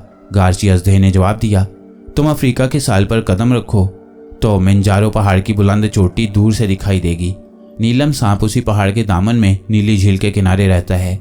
हो सकता है मेरे मनके की बू पाकर वो खुद तुम्हारे पास आ जाए। सांची सांप अगले रोज गार्ची अजदहे के साथ ही समुंदर में रवाना हो गया। उनका रुख अफ्रीका के साहिल की तरफ था। वह समुंदर में 2 दिन तक सफर करते रहे। तीसरे दिन एक छोटे से जजीरे में पहुंचकर गार्ची अजदहे ने सांची से कहा, यहाँ मेरी हद खत्म होती है, मैं इसके आगे नहीं जा सकता। अब आगे अफ्रीका के जनूबी साहिल तक का सफर तुम्हें अकेले ही तय करना होगा। जनूबी साहिल यहाँ से कितनी दूर है? सांची सांप ने पूछा। गार्ची कहने लगा, ज्यादा दूर नहीं है। अगर तुम इसी वक्त अपना सफर शुरू कर दो तो शाम होने तक अफ्रीका के जनूबी साहिल पर पहुंच जाओगे। मुझे अफसोस है कि मेरे दोस्त कि आगे तुम्हें अकेले ही सफर करना होगा, लेकिन मैं यकीन दिलाता हूं कि नीलम सांप वहां तुम्हारी जरूर मदद करेगा। इसके बाद गार्ची अजदहे ने सांची सांप को मनका दिया जो उसने अपने मुंह में रख लिया। गार्ची का शुक्रिया अदा किया और अल्लाह का नाम लेकर समुंदर में उतर गया। शहजाद बगदाद में जाबर बिन हयान की कनीज नीलोफर की हवेली के कमरे में ही ठहरा हुआ था। वह हर रोज अजीम मुसलमान साइंसदान जाबर बिन हयान का दरस सुनता और अपनी मालूमात में इजाफा करता और उस नामवर कीमियादानों और तबीब के बेपनाह इल्म और केमिस्ट्री में उनकी इजादात पर हैरान भी होता। इसमें कोई शक नहीं था कि जाबर बिन हयान 100 साल पहले बगदाद में मॉडर्न केमिस्ट्री की बुनियाद रख रहे थे। वो ऐसे ऐसे तजुर्बात करते कि शहजाद भी दंग रह जाता। जाबर बिन हयान अपने तजुर्बात की बुनियाद पर इल्म कीमिया यानी केमिस्ट्री के बारे में जो बाज़ नजरियात कायम कर रहे थे, उन सब की 1200 साल बाद यूरोप और अमेरिका की लेबॉर्ट्रियों में तस्दीक होने वाली थी, यानी वो सच साबित हो रहे थे। शहजाद ये सोचकर बड़ा फख्र महसूस करने लगा था कि यूरोप ने साइंस में जितनी भी तरक्की की वो मुसलमान साइंसदानों के दिखाए हुए रास्तों पर चलकर ही की है। शहजाद को इल्म हासिल करने का जो शौक था उसको देखकर जाबर बिन हयान भी उसके साथ बड़ी शफकत से पेश आते और उसकी कदर करने लगे। शहजाद ने अभी तक उस अजीम मुसलमान कीमियादान को ये नहीं बताया था कि वो 1200 साल आगे के ज़माने यानी इस्लामी जमहूरिया मुल्क पाकिस्तान से आया है। एक बार शहजाद की जुबान से केमिस्ट्री का अंग्रेजी लफ्ज निकल गया तो जाबर बिन हयान ने कदरे चौंक कर उसकी तरफ देखा और कहा, ये तुमने कौन सा लफ्ज बोला है शहजाद, जरा फिर से दोहराना। शहजाद कुछ परेशान सा हो गया, मगर जाबर बिन हयान वो लफ्ज सुन चुके थे। उनके इसरार पर शहजाद ने कहा, केमिस्ट्री का लफ्ज बोला था उस्ताद मुकर्रम मैंने। जाबर बिन हयान ने मुस्कुरा कर कहा, यह लफ्ज मुल्क रूमा में इल्म कीमिया के मायनों में इस्तेमाल किया जाता है। क्या तुम रूम में रहे हो शहजाद? शहजाद ने झूठ नहीं बोला, कहने लगा, उस्ताद मोहतरम, मैं मुल्क रोमा में तो नहीं गया, लेकिन एक रूमी आलिम से मैंने ये लफ्ज जरूर सुना था।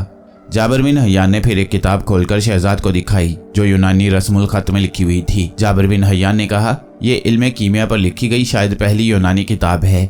मैंने इसका अरबी में तर्जुमा भी किया है। इसमें कीमिया के मायनों में इस किस्म का एक लफ्ज इस्तेमाल किया गया है। इसके बाद जाबर बिन हयान ने शहजाद को इस लफ्ज कीमिया की असल बताई और समझाया कि बाज लफ्ज एक जुबान से निकलकर कैसी कैसी शक्लें बदलकर दूसरी जुबानों में जाकर अपनी एक अलग हैसियत बना लेती हैं। शहजाद के इल्म में बहुत इजाफा हुआ। शहजाद का दिल अगरचे उस्ताद मोहतरम जाबर बिन हयान की दरसगाह में लग गया था, लेकिन उसे घर की, अपनी बहन की और माँ बाप और कॉलेज के दोस्तों की याद भी सताने लगी थी। वो अकेला वापस नहीं जा सकता था। अब तो सांची का लॉकेट भी उसके पास नहीं था कि जिसकी मदद से वो वापस अपने ज़माने में जाने की कोशिश करता। उसे सिर्फ सांची ही वापस कराची पहुंचा सकता था, मगर सांची का खुद अभी तक कुछ पता नहीं था कि वो कहाँ है। शहजाद से वो कहकर गया था कि मैं सफ़ेद कलगी वाले सांप का मनका हासिल करने अफ्रीका जा रहा हूँ, जिसको हासिल करने के बाद मैं इंसानी शक्ल भी इख्तियार कर सकूँगा और मेरी ताकत भी वापस आ जाएगी। चुनाचे एक रोज़ शहजाद ने नीलोफर कनीज से इस ख्वाहिश का इजहार किया कि वो अपने साथी और दोस्त सांची की तलाश में खुद अफ्रीका जाना चाहता है, क्योंकि उसे खदशा है कि उसका दोस्त ज़रूर किसी मुसीबत में फंस गया है और उसे मदद की ज़रूरत है। नीलोफर ने शहजाद की बात बड़े गौर से सुनी और कहने लगी, इतना लंबा सफ़र तुम अकेले किस तरह करोगे? अफ्रीका खुश्की के रास्ते यहाँ से बहुत दूर है और उस तरफ काफिला भी महीने में सिर्फ एक बार जाता है। शहजाद ने जवाब दिया, चाहे कुछ भी हो मुझे ज़रूर जाना है। अपनी इस ख्वाहिश का इजहार जब शहजाद ने नामवर साइंसदान जाबिर बिन हयान से किया तो वो कहने लगे, शहजाद तुम अभी इतना तकलीफ दे और तवील सफ़र करने के लिए बहुत छोटे हो। ये सफ़र एक ख़तरनाक सहरा से होकर गुजरता है। बेहतर यही है कि तुम बगदाद में ही रुक जाओ और अपने दोस्त की वापसी का इंतज़ार करो। उस्ताद मोहतरम, मेरा दिल कहता है कि वह ज़रूर किसी मुश्किल में फंस गया है, उसे मेरी मदद की ज़रूरत है।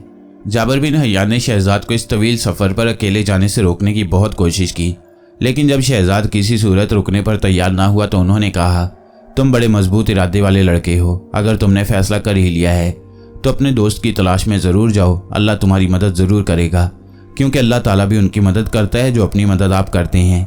जाबिर बिन हयान ने शहजाद के सफ़र का सारा बंदोबस्त अपनी निगरानी में कराया। जब बगदाद से काफिला जनूबी अफ्रीका की तरफ जाने लगा तो जाबिर बिन हयान और नीलोफर कनीज़ दोनों सराय में मौजूद थे। जाबिर बिन हयान ने शहजाद को दुआ दी और उसे रुखसत किया। बगदाद से अफ्रीका तक का सफ़र बड़ा तवील और दुश्वार गुजार था। ये वीरान सहराओं रेगिस्तानों का सफ़र था, मगर ऊँटों पर मुश्तमिल ये काफिला अपनी मंजिल की तरफ सफ़र करता चला गया। 10 रोज़ के बाद काफिला एक ऐसे नखलिस्तान में पहुंचा जहां से मंजिल ज़्यादा दूर नहीं रह गई थी। मुसाफिरों की ज़ुबानी शहजाद को मालूम हुआ कि सालारे काफिला बड़ा तजुर्बाकार आदमी है और वह ऐसे इलाके से काफिले को गुजार कर लाया है कि सफ़र 10 रोज़ कम हो गया है। नखलिस्तान में चश्मा बह रहा था, वहाँ मुसाफिरों ने गुस्ल किया, ऊँटों को पानी पिलाया जाने लगा। ये नखलिस्तान रेगिस्तान के दरमियान में था, वहाँ खजूरों के दरख्त थे। मुसाफिर उनकी छाँव में आराम कर रहे थे। वहाँ से काफिले को रात के वक्त सफ़र पर रवाना होना था। जब सूरज गुरूब हो गया और धूप ढल गई तो शहजाद यूं ही टहलते टहलते दूर एक टीले की तरफ निकल गया। ये टीला पत्थरों को जोड़कर बनाया गया था और लगता था कि इसे किसी बादशाह या मीर ने बनवाया है। शहजाद पहले तो इसे एहराम समझा, मगर एहराम तकोना होता है और ये टीला चकोर था। शहजाद टीले के अकब में गया। उसने एक अजीबोगरीब मंजर देखा। क्या देखता है कि एक परिंदा उड़ता हुआ टीले के पास आया। परिंदे की चोंच में एक छोटा सा दूना था जिसमें से पानी छलक रहा था।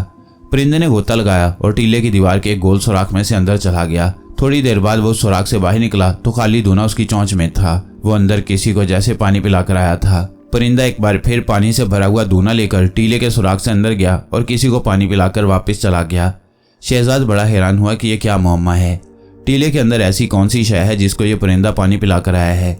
शहजाद ने सुराख में से झांक कर देखा। उसे अंदर अंधेरे के सिवा कुछ नजर न आया। उसने पत्थर को जरा सा हिलाया तो वो अपनी जगह से उखड़ गया। शहजाद ने 2-4 पत्थर उखाड़े तो अंदर जाने का रास्ता नजर आने लगा। ये एक तंग रास्ता था जो सुरंग की तरह था। शहजाद सुरंग में दाखिल हो गया। चंद कदम चलने के बाद उसे एक पथरीला चबूतरा नजर आया जिस पर कोई शख्स नीम मुर्दा हालत में पड़ा था। शहजाद आहिस्ता आहिस्ता आगे बढ़ा और उस शख्स को छूकर देखा। वो जिंदा था लेकिन सख्त निठाल हालत में पड़ा था। शहजाद ने उसे सहारा देकर उठाया और सुरंग से बाहर ले आया। फिर करीब के चश्मे से पानी लाकर उसके चेहरे पर छिड़का। वो शख्स होश में आ गया और उसने आंखें खोलकर इधर उधर देखा। फिर बड़ी कमजोर आवाज में बोला, मैं कहाँ हूँ, मुझे क्या हुआ। शहजाद ने उसे बोलने से मना करते हुए बताया कि वह सुरंग के अंदर एक चट्टान पर पड़ा था। एक नन्हे परिंदे ने जो अल्लाह की तरफ से उसे पानी के चंद कतरे पहुंचाने और इस तरह जिंदा रखने के लिए मुकर्रर था, उस तक पहुंचने का रास्ता बताया। अजनबी शख्स ने आह भरी और धीमी आवाज में बोला, अल्लाह अपने बंदों का रखवाला है। उसने मुझे पहाड़ी सुरंग के अंदर जिंदा रखा और फिर आज़ादी नसीब की। मेरे अच्छे दोस्त, मुझे थोड़ा पानी पिलाओ ताकि मुझ में तवानाई आए, फिर मैं तुम्हें अपनी कहानी सुनाऊंगा। शहजाद ने उस आदमी को पानी पिलाया और कुछ फल खाने को दिए। फिर उसे कहा कि वो कुछ देर आराम कर ले, जब जरा जान में जान आए तो अपनी दास्तान सुनाए। अजनबी ने एहसानमंदी की नज़रों से शहजाद को देखा और आंखें बंद कर लीं। रात भर शहजाद उस अजनबी शख्स के पास बैठा रहा। जब सुबह हुई तो अजनबी उठ बैठा। अब वो बहुत बेहतर था। शहजाद ने उसे दिन की रोशनी में देखा तो वो एक नौजवान था, खुश शक्ल। शहजाद ये जानने के लिए बेचैन था कि ये नौजवान सुरंग के अंदर कैसे पहुंचा और सुरंग का मुंह किसने पत्थरों से बंद किया। नौजवान भी शायद अपनी कहानी सुनाने के लिए बेचैन था। वो शहजाद का हाथ अपने हाथ में लेकर बोला, मेरे दोस्त, अल्लाह तुम्हें खुश रखे, तुमने मेरी जान बचाई, इसका अजर वही तुम्हें देगा। सुनो, मेरा नाम साकिब है, मैं अपने कबीले के सरदार का लड़का हूँ। मेरा कबीला यहाँ से जुनूब में उस नखलिस्तान में आबाद है जो बड़े पहाड़ के दामन में मीठे पानी के चश्मे के साथ साथ दूर तक फैला हुआ है। मेरा चचाजाद भाई मेरा दुश्मन था। वो चाहता था कि अपने बाप के मरने के बाद मैं कबीले का सरदार न बनने पाऊँ, वो बन जाए। इसके लिए मुझे रास्ते से हटाना ज़रूरी था। मेरा बाप बूढ़ा और बीमार है, अंदेशा है कि वो किसी वक्त भी मर जाएगा। मैं अपने चचाजाद भाई की बदनीयती से वाकिफ़ था, लेकिन मैंने हमेशा उसके साथ अच्छा बर्ताव करने की कोशिश की और चाहा कि वह कबीले के रस्म और रिवाज के मुताबिक मेरे सरदार बनने की राह में हायल ना हो, उसने ज़ाहरी तौर पर मेरे साथ दोस्ती कर ली और एक दिन शिकार के बहाने मुझे लेकर यहाँ आ गया। इस पहाड़ी सुरंग के बारे में उसे पहले से मालूम था और उसने यहाँ एक हिरन का बच्चा छुपा रखा था। जब मैं उसके साथ यहाँ पहुंचा तो अचानक वो हिरन का बच्चा सुरंग के धाने पर निकल आया। उसने मुझसे कहा कि भाई क्या अच्छा शिकार है, लपक कर पकड़ लो। मैं बिना सोचे समझे हिरन के बच्चे को पकड़ने इस सुरंग में घुस गया। हिरन का बच्चा आगे बढ़ा और गायब हो गया। इसका इंतजाम भी मेरे भाई ने कर दिया था। सुरंग अंदर जहाँ चट्टान खत्म होती थी एक बहुत गहरा गड्ढा था। हिरन का बच्चा दौड़ा तो उसमें जा गिरा। मैं चट्टान तक पहुंचा तो मेरे भाई ने सुरंग का दरवाजा बंद कर दिया और मैं अंदर रह गया। मुझे ये याद नहीं रहा कि सुरंग का रास्ता किस तरफ है। इस डर से कि कहीं अंधेरे में सुरंग से निकलने का रास्ता तलाश करते हुए किसी गहरे गड्ढे में न गिर जाऊं, इस चट्टान पर बैठ गया। अल्लाह ही जानता है कि मैंने ये चंद दिन किस तरह गुजारे। एक परिंदा अल्लाह जाने कहां से कैसे पानी लाकर मेरे मुंह में डाल जाता था। यही चंद कतरे मेरी जिंदगी का सामान बन गए। शहजाद ने साकिब की कहानी सुनी तो अफसोस करने लगा। लालच इंसान को कैसा जालिम बना देता है, भाई भाई का दुश्मन हो जाता है। वो साकिब से बोला, खैर जो हुआ सो हुआ, अल्लाह को तुम्हारी जिंदगी मंजूर थी सो तुम जिंदा रहे।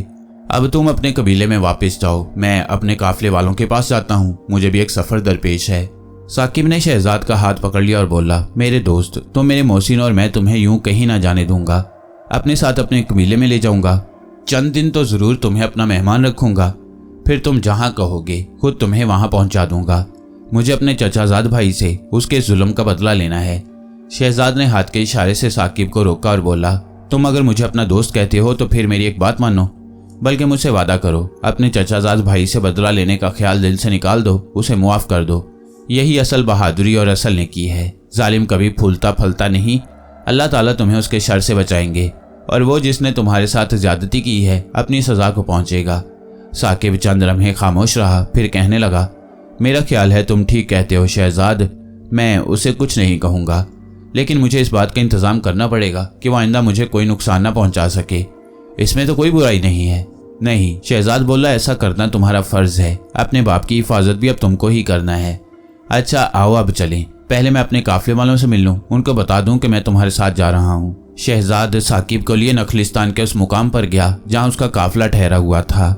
वहाँ अब कोई ना था। काफिला शहजाद का इंतजार करके रात के पिछले पहर अपनी अगली मंजिल की तरफ कूच कर चुका था।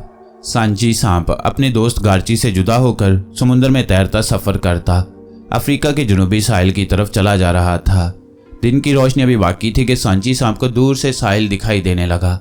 वह बड़ा खुश हुआ। समुद्र के किनारे दूर तक दरख्तों की कितारें चली गई थीं। साहिल बिल्कुल खाली और वीरान था, कोई इंसान नजर नहीं आता था। सांची सांप रेत पर रेंगता हुआ दरख्तों के पास आकर रुक गया। गार्ची का मन का उसके मुंह में था। उसे यहाँ नीलम सांप से मुलाकात करनी थी जो गार्ची अजहा का दोस्त था। गार्ची ने सांची को बताया कि अफ्रीका के साहिल पर पहुंचकर वह शुमाल मगरिब की तरफ सफर करे। वहां उसे एक वादी मिलेगी जिसके एक पहाड़ी के दामन में नीलम सांप उससे मिलने खुद ही आ जाएगा, क्योंकि उसे गार्ची के मनके की भूख खींच लाएगी। चुनाचे सांची सांप बड़े इत्मीनान से जंगल में शुमाल मगरिब की तरफ रेंगने लगा।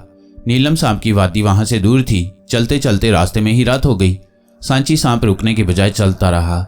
जंगल में रात का अंधेरा चारों तरफ फैल गया था। परिंदों की आवाजें बंद हो गई थीं और एक गहरी खामोशी छा रही थी। सामने एक पहाड़ी नदी बह रही थी। नदी में छोटे बड़े पत्थर पड़े थे।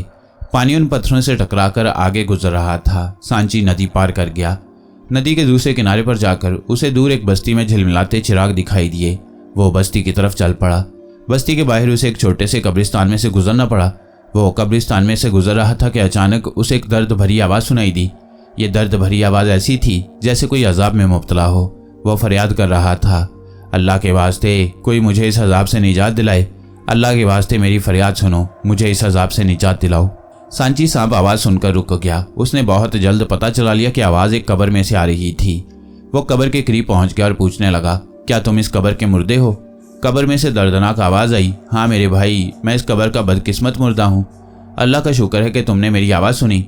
मैं कई दिनों से एक अजाब में मुब्तला हूँ, अल्लाह के लिए मेरी मदद करो। सांची सांप ने कहा, तुम अल्लाह से अपनी बख्शिश की दुआ मांगो, अल्लाह बख्शने वाला मेहरबान है। मुर्दे की आवाज़ आई, मेरे जैसे गुनाहगार के वास्ते बख्शिश के दरवाजे बंद हो चुके हैं, बल्कि मैंने खुद ही बंद कर दिए। अब मेरा बेटा ही मेरी मदद कर सकता है। मैं तुम्हारा मतलब नहीं समझा, खुलकर बात बयान करो, सांची सांप ने कहा। मुर्दे ने तकलीफ आवाज़ में कहा, मेरे भाई, मैं बस्ती का सबसे ज़्यादा अमीर जागीरदार था। मैं अपने किसानों पर जुल्म करता था। उनसे ज़बरदस्ती लगान वसूल करता था, यतीमों और बेवाओं का माल हजम कर जाता था। यूँ मैंने बहुत सी दौलत जमा कर ली थी जो अब मेरे बेटे के पास है। अल्लाह के लिए मेरे बेटे के पास जाओ और उसे कहो कि जो दौलत मैंने गरीबों, बेवाओं और यतीमों का खून चूस चूस कर जमा की है वो सारी की सारी गरीबों में तकसीम कर दे। शायद फिर मुझे इस अजाब से निजात मिल जाए और अल्लाह मेरे गुनाह मुआफ़ कर दे। नहीं तो मैं क़यामत तक इस कब्र के अजाब में मुब्तला रहूँगा जो मेरी बर्दाश्त से बाहर है। सांची साहब को मालूम था कि जो लोग ज़िंदगी में दूसरों पर जुल्म करते हैं और गरीबों मस्कीनों का माल खाते हैं, बेवाओं का हक मारते हैं, उन्हें मरने के बाद कब्र में बड़ा अजाब मिलता है। ये एक खुशकिस्मत मुर्दा था कि इसकी आवाज़ सांची सांप ने सुन ली थी, वरना मुर्दों की आवाज़ आम इंसान नहीं सुन सकते। सांची सांप ने कब्र के मुर्दे से उसके बेटे का नाम और घर का पता मालूम किया और वहाँ से सीधा बस्ती में गया। बस्ती खामोश थी, लोग दरवाजे बंद करके गहरी नींद सो रहे थे। सांची सांप कब्र के मुर्दे के बताए हुए पते पर उसके घर के दरवाजे पर गया तो अंदर चिराग रोशन था। सांची सांप बंद दरवाजे की दर्ज में से अंदर चला गया। क्या देखता है कि एक कोठरी में दिया जल रहा है और उसकी रोशनी में एक नौजवान तख्त पर बैठा संदूक में से सोने के सिक्के निकालकर बड़े शौक से गिन रहा है। वो दौलत को देख देख कर खुश हो रहा था और एक संदूक से सिक्के गिनकर दूसरे संदूक में रखे जा रहा था। सांची सांप अचानक उसके सामने फन उठाकर खड़ा हो गया। नौजवान दहशतज़दा होकर पीछे हटा तो सांची सांप ने इंसानी आवाज में कहा, तुम जिस दौलत को इस तरह सीने से लगा कर रख रहे हो, याग के अंगारे हैं जो तुम्हारे बाप को कब्र में उसके जिस्म से लगाए जा रही हैं। ये सुनकर नौजवान हक्का बक्का सा होकर रह गया। पहले तो उसे यकीन ही ना आया कि यह सांप की आवाज़ है। वो इधर उधर देखने लगा। सांची सांप ने दोबारा कहा, इधर उधर देखने की ज़रूरत नहीं है, ये मैं ही तुमसे मुखातिब हूँ। मेरा नाम सांची है और मैं सांप की शक्ल में तुम्हें कब्र के अजाब से आगाह करने आया हूँ। मेरे साथ कब्रिस्तान में चलो और जाकर देख लो कि गरीबों, मस्कीनों, बेवाओं और यतीमों का माल हजम करने वालों का कब्र में क्या हशर होता है। तुम्हारा बाप कब्र में जहन्नुमी अजाब में मुब्तला है, मुझे उसी ने तुम्हारे पास भेजा है। नौजवान को तब भी यकीन आया कि सांप सच कह रहा है। वो बोला, तुम कोई भूत हो और मुझे वरगला कर मेरी दौलत छीनने आए हो जो मेरे बाप की तरफ से मुझे मिली है। सांची सांप ने कहा, तुम्हें तुम्हारे बाप ने विरसे में अंगारे दिए हैं, वो खुद इस आग में जल रहा है। मेरे साथ कब्रिस्तान चलो, तुम्हें अपने बाप की चीखों की आवाज़ें साफ सुनाई देंगी। नौजवान सोच में पड़ गया। बहरहाल उसे अपने बाप से मोहब्बत थी और वह उसे कब्र के अजाब में मुब्तला नहीं देख सकता था। वह सांची सांप के साथ कब्रिस्तान की तरफ रवाना हो गया। जब वह अपने बाप की कब्र के पास आया तो उसे अपने बाप की दर्दनाक आवाज़ें सुनाई दी। नौजवान की आंखों में आंसू थे। वो कब्र से लिपट कर कहने लगा, अब्बा तुम अजाब क्यों झेल रहे हो, मैं तुम्हारे लिए क्या कर सकता हूँ। कब्र में से उसके बाप की आवाज़ आई, मेरे बेटे, अगर तुम मुझे इस अजाब से निजात दिलाना चाहते हो तो अभी जाकर वो सारा माल बेवाओं, यतीमों और मस्कीनों में तकसीम कर दो जो मैंने उन्हें लूट कर जमा किया था और जो अब तुम्हें विरसे में मिला है। सिर्फ इसी सूरत में मुझे इस अजाब से निजात मिल सकती है। नौजवान ने कहा, अब्बा मैं अभी जाकर सारा माल हकदार लोगों में तकसीम करता हूँ। ये कहकर नौजवान बस्ती की तरफ चल पड़ा। सांची सांप भी उसके हमरा था। बस्ती में जाते ही नौजवान ने पुकार पुकार कर बस्ती के सब लोगों को जगा दिया और सोने के सिक्कों से भरा हुआ संदूक बाहर ले आया। उसने सारी दौलत बस्ती के उन लोगों को वापस कर दी जो उसके बाप ने उनसे नाजायज़ तौर पर हथियाई थी। लोग बड़े हैरान भी थे और खुश भी हो रहे थे। बेवा औरतें नौजवान को दुआएं दे रही थीं। जब नौजवान ने सारा माल हकदारों में वापस कर दिया तो सांची सांप से कहने लगा, क्या मेरे बाप को कब्र के अजाब से निजात मिल गई होगी सांची? सांची सांप ने जवाब दिया, इसका पता भी चल जाएगा, चलो कब्रिस्तान चलते हैं। वो कब्रिस्तान वापस आ गई। जब नौजवान अपने बाप की कब्र पर पहुंचा तो कब्र की तरफ से ठंडी हवा का झोंका आया। साथ ही कब्र में से मुर्दे की आवाज़ आई, बेटा अल्लाह ने मुझे बख्श दिया है, मुझे अजाब से निजात मिल गई है और मेरी कब्र में एक जानिब से जन्नत की हवा आने लगी है। नौजवान ने रोते हुए कहा, अब्बा मैं अल्लाह का लाख लाख शुक्र अदा करता हूँ। कब्र में से उसके बाप ने जवाब दिया, बेटा मेरी बात हमेशा याद रखना, कभी किसी के साथ जुल्म न करना, कभी किसी का माल नाजायज़ तौर पर हजम न करना, बेवाओं और यतीमों का हक अदा करते रहना। तुमने खुद देख लिया है कि गुनाहगार आदमी जो दूसरों का नाजायज़ माल खाता है और दूसरों का हक मारता है तो उसका कब्र में क्या हशर होता है। नौजवान बोला, अब्बा मैं अहद करता हूँ कि आज के बाद कभी कोई गुनाह का काम नहीं करूँगा, सबको उनका हक अदा करूँगा, मेहनत की रोज़ी कमाऊँगा और हलाल का रिज्क खाऊँगा, अल्लाह मेरे गुनाह मुआफ़ करे। उसके बाप की आवाज़ आई, आदमी जब गुनाहों में तौबा करता है और फिर गुनाह के करीब भी नहीं फटकता तो अल्लाह उसके पहले गुनाह मुआफ़ कर देता है। जाओ और नेकी की ज़िंदगी बसर करो, क्योंकि नेकी की ज़िंदगी ही इंसान को मरने के बाद जन्नत में ले जाती है। अल्लाह तुम्हें नेक रहने की तौफीक दे। कब्र की आवाज़ खामोश हो गई। सांची सांप ने नौजवान से कहा, वापस अपने घर चलो, कब्रिस्तान में रुकने का कोई फ़ायदा नहीं। तुमने एक नेक दिल फर्माबरदार बेटे का हक अदा कर दिया। तुम्हारा बाप अजाब से निजात पा चुका है, अल्लाह का शुक्र अदा करो। नौजवान को उसके घर पर छोड़कर जब सांची जाने लगा तो नौजवान ने पूछा, तुम कहाँ जाओगे सांची भाई? सांची सांप ने कहा, जहाँ अल्लाह ले जाएगा। ये कहा और बस्ती से निकलकर सांची सांप अपने सामने नीले रंग के एक खूबसूरत सांप को देखकर रुक गया। सांची सांप ने सांपों की आवाज में पूछा, क्या तुम नीलम सांप हो? नीलम सांप ने जवाब दिया, हाँ, मगर तुम कौन हो और तुम्हारी तरफ से मुझे अपने दोस्त गारची अजदे के मनके की भूख क्यों आ रही है? सांची सांप करीब आ गया, इसलिए कि गारची अजदे का मनका मेरे मुंह में है और ये उसने तुम्हारे लिए मुझे दिया है। ये कहकर सांची सांप ने मुंह से मनका निकाल कर नीलम सांप की तरफ लुढ़का दिया। नीलम सांप ने मनका उठाकर अपने मुंह में रखा और पूछा, गारची ने यह मनका किस लिए भेजा है? सांची ने कहा, गारची अजदा मेरा भी बहुत पुराना दोस्त है, मैं सांप नहीं हूँ, मुझे सामरी के तलिस्म ने सांप बना दिया है। तब सांची सांप ने नीलम सांप को शुरू से आखिर तक अपनी सारी कहानी सुनाई। नीलम सांप ने बड़े गौर से सांची की कहानी सुनी और फिर उसे अपने गार में ले गया। गार में आकर दोनों नए दोस्त सांप आमने सामने कुंडली मारकर बैठ गए। सांची सांप ने कहा, गारची ने कहा था कि नीलम सांप तुम्हारी मदद करेगा, अब तुम मुझे बताओ कि मेरी क्या मदद कर सकते हो? नीलम सांप बोला, तुम्हारी मदद करना मेरा फर्ज है, तुम मेरे दोस्त के पुराने दोस्त हो, लेकिन अभी तुम आराम करो, मुझे सोचने का मौका दो, सुबह बात करेंगे। नीलम सांप ये कहकर गार में अपने बिल में घुस गया। सांची सांप वहीं लेट गया और शहजाद के बारे में सोचने लगा कि वो कहाँ और किस हाल में होगा। रात गुजर गई, सुबह का सूरज निकला, वादी में परिंदों की चहचहाहट सुनाई देने लगी। नीलम सांप अपने बिल से बाहर निकल आया। उसने सांची सांप को साथ लिया और दोनों गार के बाहर धूप में आकर बैठ गए। सांची सांप ने पूछा, मेरे दोस्त, क्या तुम मुझे बताओगे कि सफ़ेद कलगी वाले सांप का मनका हासिल करने में तुम मेरी क्या मदद कर सकती हो? नीलम सांप ने एक लम्हे के लिए वादी के दरख्तों पर निगाह डाली, फिर सांची की तरफ मुतवज्जा होकर कहने लगा, मेरे दोस्त, मैं तुम्हें अंधेरे में नहीं रखना चाहता। बात असल में ये है कि सफ़ेद सांप अपने इलाके के सांपों का बादशाह है। बाहर का कोई सांप उसके इलाके की हदूद में दाखिल नहीं हो सकता। जो ही कोई बाहर का सांप इलाके में दाखिल होता है, सफ़ेद सांप के पहरादार सांपों को फ़ौरन पता चल जाता है और वो उसे तलाश करके उसके टुकड़े उड़ा देती हैं। और ऐसी हालत में कि तुम्हारे पास तुम्हारी ताकत भी नहीं है, तुम सफ़ेद सांप के पहरेदार सांपों के हमले से जिंदा न बच सकोगे। सांची सांप ने पूछा, क्या इस इलाके में दाखिल होने का कोई खुफिया रास्ता नहीं है?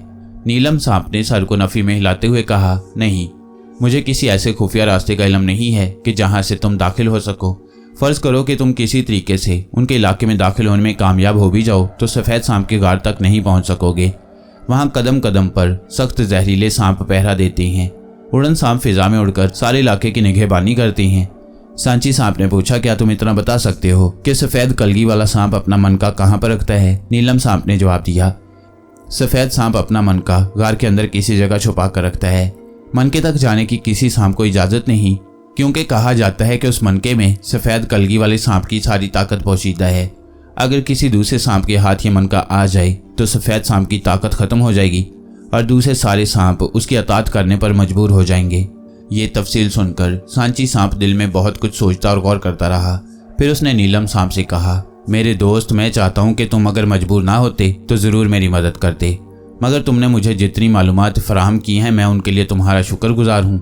नीलम सांप ने पूछा, तुम अब क्या करना चाहोगे? सांची सांप बोला, मैं मनका हासिल करने की कोशिश करूँगा, क्योंकि उसके बगैर मेरी ज़िंदगी बेकार है। मुझे उसे हर हालत में हासिल करना है और मुझे यकीन है कि अल्लाह की मदद से मैं उसे हासिल करके रहूँगा। नीलम सांप ने कोई जवाब न दिया, साकित आंखों से सांची को तकता रहा। सांची सांप के हलक से गहरे सांस की आवाज़ निकली। उसने नीलम सांप से पूछा, क्या तुम बता सकते हो कि सफ़ेद कलगी वाले सांप का इलाका यहाँ से कितनी दूर और किस तरफ है? नीलम सांप ने उसे इलाके का पता बताया और जब सांची जाने लगा तो उसने उसे रोक कर कहा, जहाँ तक मैंने अपने दादा से सुना है कि सफ़ेद सांप के इलाके में दाखिल होने का एक खुफिया रास्ता आबशार के पीछे से है। ये आबशार तुम्हें उसी पहाड़ के दामन में मिलेगा जिसके पीछे सफ़ेद सांप के इलाके की सरहद शुरू होती है। सांची ने नीलम सांप का शुक्रिया अदा किया और अल्लाह का नाम लेकर अपनी नई मंजिल की तरफ रवाना हो गया। वो उस रास्ते पर रेंगता रहा जो नीलम सांप ने उसे बताया था। रेंगते रेंगते उसे सारा दिन गुजर गया। रात उसने जंगल में एक दरख्त की शाख पर बैठकर गुजार दी, क्योंकि नीलम सांप ने उसे खबरदार कर दिया था कि आगे जंगल में ज़मीन पर रात ना गुजारना, क्योंकि वहाँ रात के वक्त ऐसी खूंखार बड़ी बड़ी छिपकलियाँ पाई जाती हैं जो सांपों को खा जाती हैं। सुबह हुई तो सांची ने दोबारा सफ़र शुरू किया। वह बड़े अज़्म और हौसले के साथ आगे बढ़ रहा था। रास्ता दुश्वार और ख़तरनाक था। मंजिल तक पहुँचने की उम्मीद बहुत कम थी, मगर सांची सांप ने दिल में मंजिल तक पहुँचने और सफ़ेद कलगी वाले सांप का मनका हासिल करने का पक्का इरादा कर रखा था। इस तरह 2 दिन और 2 रातों के सफ़र के बाद आखिर एक दिन सुबह के वक्त उसे दूर से एक ऊंचा पहाड़ नजर आया। जिसके दरमियान से एक आबशार नीचे वादी में गिर रहा था। यही वो आबशार था जिसके इब्तदाई हिस्से से सफ़ेद सांप के इलाके में जाने का कोई खुफिया रास्ता था। आबशार के करीब पहुंचकर सांची सांप ने अपनी रफ्तार सुस्त कर दी और एक बाहर को निकले हुए दरख्त के साथ लगकर नीचे तकने लगा। ये एक बहुत बड़ा आबशार था जिसका पानी ज़बरदस्त गिड़गिड़ाहट के साथ पहाड़ की चोटी से निकलकर नीचे झील में गिर रहा था। आबशार का घेरा काफ़ी चौड़ा था। पहली नज़र में उसे ऐसा लगा कि आबशार के पीछे कोई रास्ता नहीं है। वो पता चलाने के लिए झाड़ियों, छोटे बड़े पत्थरों और ऊंची ऊंची घास के पीछे से होता हुआ उस मुकाम पर आ गया जहां पानी एक पतली धार की सूरत में गिर रहा था। सांची सांप ने गौर से देखा, आबशार की झाल के पीछे पहाड़ की दीवार और पानी की चौड़ी धार के दरमियान तंग सी जगह थी। सांची बड़ी एहतियात से गीले काईज़दा पत्थरों के दरमियान में से रेंगता हुआ आबशार की चौड़ी धार के पीछे आ गया। यहाँ इतना शोर था कि और कुछ सुनाई नहीं देता था। सांची सांप की आंखें आबशार के पीछे वाली दीवार का जायजा ले रही थीं। ये एक काली स्याह दीवार थी जिस पर ना जाने कब से पानी के छींटे पड़ रहे थे और जहाँ हर तरफ लगी हुई काई से रंग स्याह पड़ चुका था। सांची सांप थोड़ी देर अपनी जगह बैठा जायजा लेता रहा, फिर उसने अल्लाह को याद किया और आगे बढ़ा। यहाँ काई की वजह से इतनी फिसलन थी कि सांची सांप का जिस्म पत्थरों से पूरी तरह से चिमट नहीं रहा था। उसे दीवार तक पहुंचने के लिए वक्त लगा। दीवार के नोकीले पत्थर बाहर को निकले हुए थे। दीवार के एक पत्थर के पीछे उसे एक छोटा सा शगाफ दिखाई दिया जिसमें से पानी धारे की शक्ल में बाहर निकल रहा था। यही वो खुफिया रास्ता हो सकता था जिसके बारे में नीलम सांप ने उसे बताया था। ये बड़ी खतरनाक जगह थी। यहाँ तक पहुँचने का कोई रास्ता नहीं था। दरमियान में जगह खाली थी और अगर सांची फिसल जाता तो नीचे कई सौ फुट गहरी झील के पत्थरों पर गिरकर पाश पाश हो सकता था। सांची सांप अपनी जगह कुछ देर जमकर बैठा रहा। फिर उसने गौर से शगाफ के किनारों से बाहर को निकले हुए नोकीले पत्थर को देखा। उस पर नजरें जमाईं और अपने जिस्म की पूरी ताकत के साथ उछला और नोकीले पत्थर के साथ जाकर चिमट गया। मगर काई की फिसलन की वजह से वह आहिस्ता आहिस्ता नीचे फिसलने लगा। ये बड़ा खतरनाक मरहला था। नीचे सैकड़ों फीट गहरी खाई थी जहां झील के पानी से नोकीली चट्टानें और पत्थर बाहर निकले सांची सांप को तक रहे थे। फिसलते फिसलते सांची सांप ने देख लिया कि उसे कहाँ छलांग लगानी होगी। जब उसका जिस्म पत्थर से फिसलकर नीचे गिरने ही वाला था तो उसने छलांग लगा दी और शगाफ के अंदर पानी में जा गिरा। ये छोटी सी नदी थी जो पहाड़ के अंदर चली आती थी। उसमें पत्थर भरे हुए थे। सांची ने नदी में गिरते ही पत्थर को मजबूती से पकड़ लिया और साथ ही आगे की तरफ बढ़ना शुरू कर दिया। पानी की रफ्तार भी काफी तेज थी। सांची सांप पूरा जोर लगा रहा था। वो नदी के पानी को चीरता हुआ आगे की तरफ बढ़ता चला गया। थोड़ा आगे जाने के बाद सांची सांप तंग पहाड़ी नदी के पानी से निकलकर किनारे पर आ गया। यहाँ किनारे के पत्थरों पर फिसलन ना होने के बराबर थी। अंधेरा बहुत था। शगाफ में से आती दिन की रोशनी पीछे रह गई थी। नदी पहाड़ के अंदर ही अंदर चली गई थी। नदी एक तरफ को घूम गई। सांची सांप बड़ा मोहतात होकर रेंग रहा था। अंधेरे में उसकी आंखें तंगो तारीक नदी की सुरंग के एक एक पत्थर को तक रही थीं, उसका जायजा ले रही थीं। लेकिन वो नदी की दूसरी तरफ निकलने में कामयाब हो गया। दूसरी जानिब पहाड़ का दूसरा शगाफ था। नदी का पानी यहाँ पहाड़ की छत पर से परनाले की शक्ल में गुजर रहा था। यहाँ ये पानी नदी की शक्ल में आबशार की तरफ चला जाता था। उसके आगे पहाड़ की दूसरी तरफ की दीवार थी। यहाँ भी छोटा सा शगाफ बना हुआ था जिसके मुंह पर झाड़ियाँ ही झाड़ियाँ थीं। नीलम सांप ने बताया था कि पहाड़ की दूसरी जानिब सफ़ेद सांप के इलाके की सरहद शुरू हो जाती है। सांची शगाफ की झाड़ियों में रेंगता हुआ बाहर आ गया। उसके सामने काले काले छोटे बड़े पत्थरों से भरा हुआ एक मैदान था। ये सफ़ेद सांप की सरजमीन थी। अभी तक सांची को किसी सांप ने नहीं रोका था। मैदान के दरमियान एक छोटा टीला उभरा हुआ था। उसी टीले में सफ़ेद कलगी वाले सांप का गार था जहाँ वो रहता था। सांची सांप को इसी गार में जाकर सफ़ेद सांप का मनका हासिल करना था। वो वहीं बैठकर सोचने लगा कि उसे अब क्या करना चाहिए। गार वाले टीले तक पहुंचना कोई आसान काम नहीं था। रास्ते में जगह जगह दुश्मन सांप चल फिर रहे थे। वो सांची सांप की तिक्का बोटी कर सकते थे। अचानक सांची को आहट सुनाई दी। सांची ने गर्दन घुमाकर देखा। पहाड़ी की दीवार की तरफ से दो सांप चले आ रहे थे। ये पहरेदार सांप थे। वो सांपों की जुबान में एक दूसरे से बातें भी कर रहे थे। सांची सांप जल्दी से गीली जमीन के अंदर घुस गया ताकि उसकी बू पहरेदार सांपों को महसूस ना हो। सांप उसके करीब आकर रुक गए और आबशार वाले शगाफ को तकने लगे। एक सांप ने कहा, हबशी सांप को इसी खुफिया रास्ते से आना था, मगर ताज्जुब है कि वो अभी तक नहीं पहुंचा। सफ़ेद बादशाह को उसका बड़ी बेसब्री से इंतजार है। दूसरे सांप ने पूछा, हमारे सफ़ेद बादशाह को आखिर हबशी सांप का इतना इंतजार क्यों है? पहले सांप ने कहा, क्या तुम्हें मालूम नहीं, हबशी सांप हमारे बादशाह की बूढ़ी नागिन वालदा की खैरियत की खबर लेकर आ रहा है। हमारे बादशाह की वालदा यहाँ से दूर समुंदर पार जंगल वाले घर में बीमार है। उसे एक उड़न सांप ने बताया है कि हबशी सांप उसकी वालदा की खैरियत की खबर लेकर पहुँचने वाला है। दूसरे सांप ने पूछा, क्या वो खास किस्म का सांप है? पहले सांप ने कहा, हाँ, उस हबशी सांप की खास बात यह है कि वो सांपों की जुबान के अलावा इंसानों की जुबान में भी बात कर सकता है। हमारे यहाँ तो सिर्फ हमारा बादशाह इंसानों की जुबान में बात कर सकता है। दूसरा सांप बोला, क्या हमें यहाँ ठहर कर हबशी सांप का इंतजार करना होगा? पहला सांप कहने लगा, इंतजार की जरूरत नहीं, हबशी सांप जब आएगा तो अपने आप बादशाह के गार में पहुंच जाएगा। ये बातें करके दोनों सांप आगे निकल गए। सांची सांप ने उनकी सारी बातें सुन ली थी। अचानक उनके जहन में एक तरकीब आई। वो गीली जमीन से बाहर निकल आया। उसका रंग काला था, उसे आसानी से हबशी सांप कहा जा सकता था। सांची ने अल्लाह का नाम लिया और पत्थरों में से नीचे उतरकर सफ़ेद सांप वाले टीले की तरफ चल पड़ा। अभी वह थोड़ी दूर ही गया होगा कि चारों तरफ से फुंकारते हुए सांपों ने उसे घेर लिया। वो उसकी तिक्का बोटी करने ही लगे थे कि सांची ने सांपों की जुबान में कहा, मैं हबशी सांप हूँ और सफ़ेद बादशाह के लिए उसकी बीमार वालदा का खास पैगाम लेकर आया हूँ। सांप फौरन पीछे हट गए। उन सबको मालूम था कि हबशी सांप उनके इलाके में आने वाला है जो बादशाह के लिए खास पैगाम ला रहा है। उनमें से एक सांप ने सांची से पूछा, हबशी सांप के बारे में बताया गया है कि वह सांपों की जुबान के अलावा इंसानी जुबान भी बोल लेता है, क्या तुम ऐसा कर सकती हो? सांची सांप ने फौरन इंसानी आवाज़ में कहा, मैं इंसान की जुबान में भी बात कर सकता हूँ। अब तुम्हें यकीन आ जाना चाहिए, मुझे फौरन बादशाह के पास ले चलो। उसी वक्त सांची सांप को टीले के गार में सफ़ेद कलगी वाले सांप के पास पहुंचा दिया गया। सांची ने देखा कि गार के अंदर चिराग रोशन थे। एक सुनहरी चौकी पर सफ़ेद रंग का सफ़ेद कलगी वाला सांप कुंडली मारे बैठा है। सांची सांप ने जाते ही झुककर सलाम किया और इंसानी आवाज़ में कहा, सफ़ेद बादशाह की उम्र दराज हो, मैं हबशी सांप हूँ और 7 समुंदर 7 जंगल पार करके तुम्हारी वालदा का पैगाम लाया हूँ। सफ़ेद सांप ने काले सांप की इंसानी आवाज़ सुनी तो उसे यकीन हो गया कि यही हबशी सांप है। उसने बेताबी से पूछा, मेरी वालदा का क्या हाल है, मुझे जल्दी बताओ। सांची सांप ने कहा, तुम्हारी वालदा बिल्कुल ठीक है। उसने तुम्हारे नाम ये पैगाम दिया है कि मेरे बारे में कोई फिक्र न करना, मैं पूरी तरह सेहतमंद हो चुकी हूँ। सफ़ेद सांप ने खुश होकर इंसानी आवाज़ में कहा, हबशी सांप, तुमने हमें खुशखबरी सुनाई है, हम तुमसे बहुत खुश हैं। बोलो, क्या मांगते हो? हम तुम्हें मुँह मांगा इनाम देंगे। सांची सांप को बड़ा अच्छा मौका मिल गया था। उसने फौरन कहा, है सफ़ेद सांप, मेरी बड़ी ख्वाहिश है कि तुम्हारा सफ़ेद मन का एक नज़र देखूं। बस एक नज़र अपना मन का मुझे दिखा दो। सफ़ेद सांप ने कहा, तुमने बड़ी छोटी ख्वाहिश की है हबशी सांप, ठीक है, मैं तुम्हारी यह ख्वाहिश ज़रूर पूरी करूँगा। उस वक्त गार में सफ़ेद सांप और सांची सांप के सिवा और कोई सांप नहीं था। सफ़ेद सांप ने अपने मुंह से सफ़ेद मनका निकालकर चौकी पर रख दिया और बोला, अब हम अपने मनके को हमेशा अपने मुंह में ही रखते हैं और अच्छी तरह से देख लो, ये मेरा सफ़ेद मनका है। मनका सफ़ेद मोती की तरह अंधेरे में चमक रहा था। सांची सांप ने कहा, क्या मैं इसे करीब से देख सकता हूँ बादशाह? सफ़ेद सांप बोला, क्यों नहीं, करीब आकर देख लो। अभी सांची सांप अपनी जगह से हिला भी नहीं था कि अचानक गार में एक सांप दाखिल हुआ। उसने घबराई हुई आवाज़ और सांपों की जुबान में कहा, ऐ सफ़ेद बादशाह, एक और हबशी सांप आपकी वालदा का पैगाम लेकर आ गया है। ये सुनना था कि सांची सांप के नीचे से ज़मीन निकल गई। सफ़ेद सांप ने गजबनाक फुंकार के साथ पूछा, तो क्या ये नकली हबशी सांप है?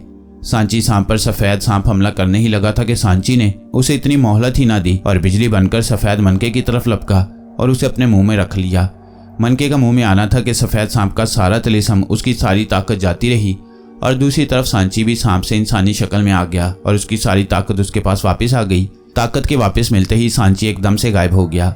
उसे अब उन सांपों के पास रुकने की कोई ज़रूरत नहीं थी। वो जल्द से जल्द शहजाद के पास पहुंचना चाहता था।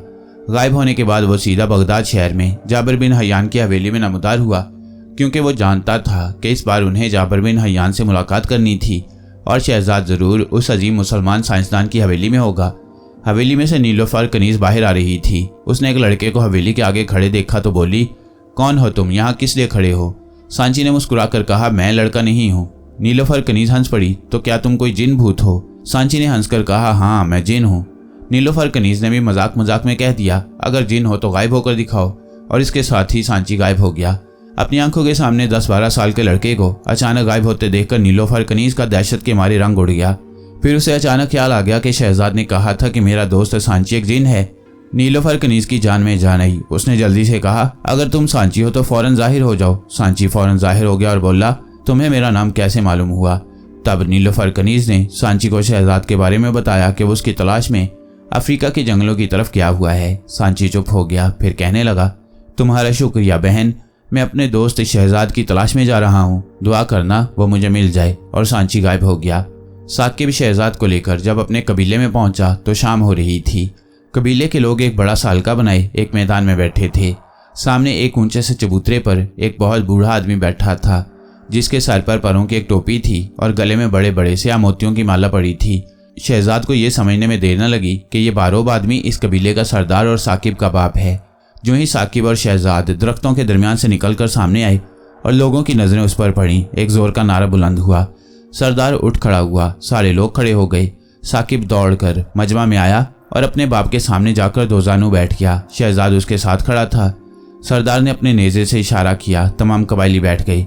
उठो मेरे बेटे और मुझे बताओ, मेरे भाई के बेटे ने तुम्हारे साथ क्या किया? क्या आपको मालूम हो गया है? साकिब ने हैरत से पूछा।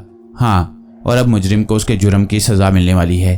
उसे देवताओं की कुर्बान गाह में पहुंचा दिया गया है, मगर पहले हम तुम्हारी बाहिफाजत वापसी का जश्न मनाएंगे।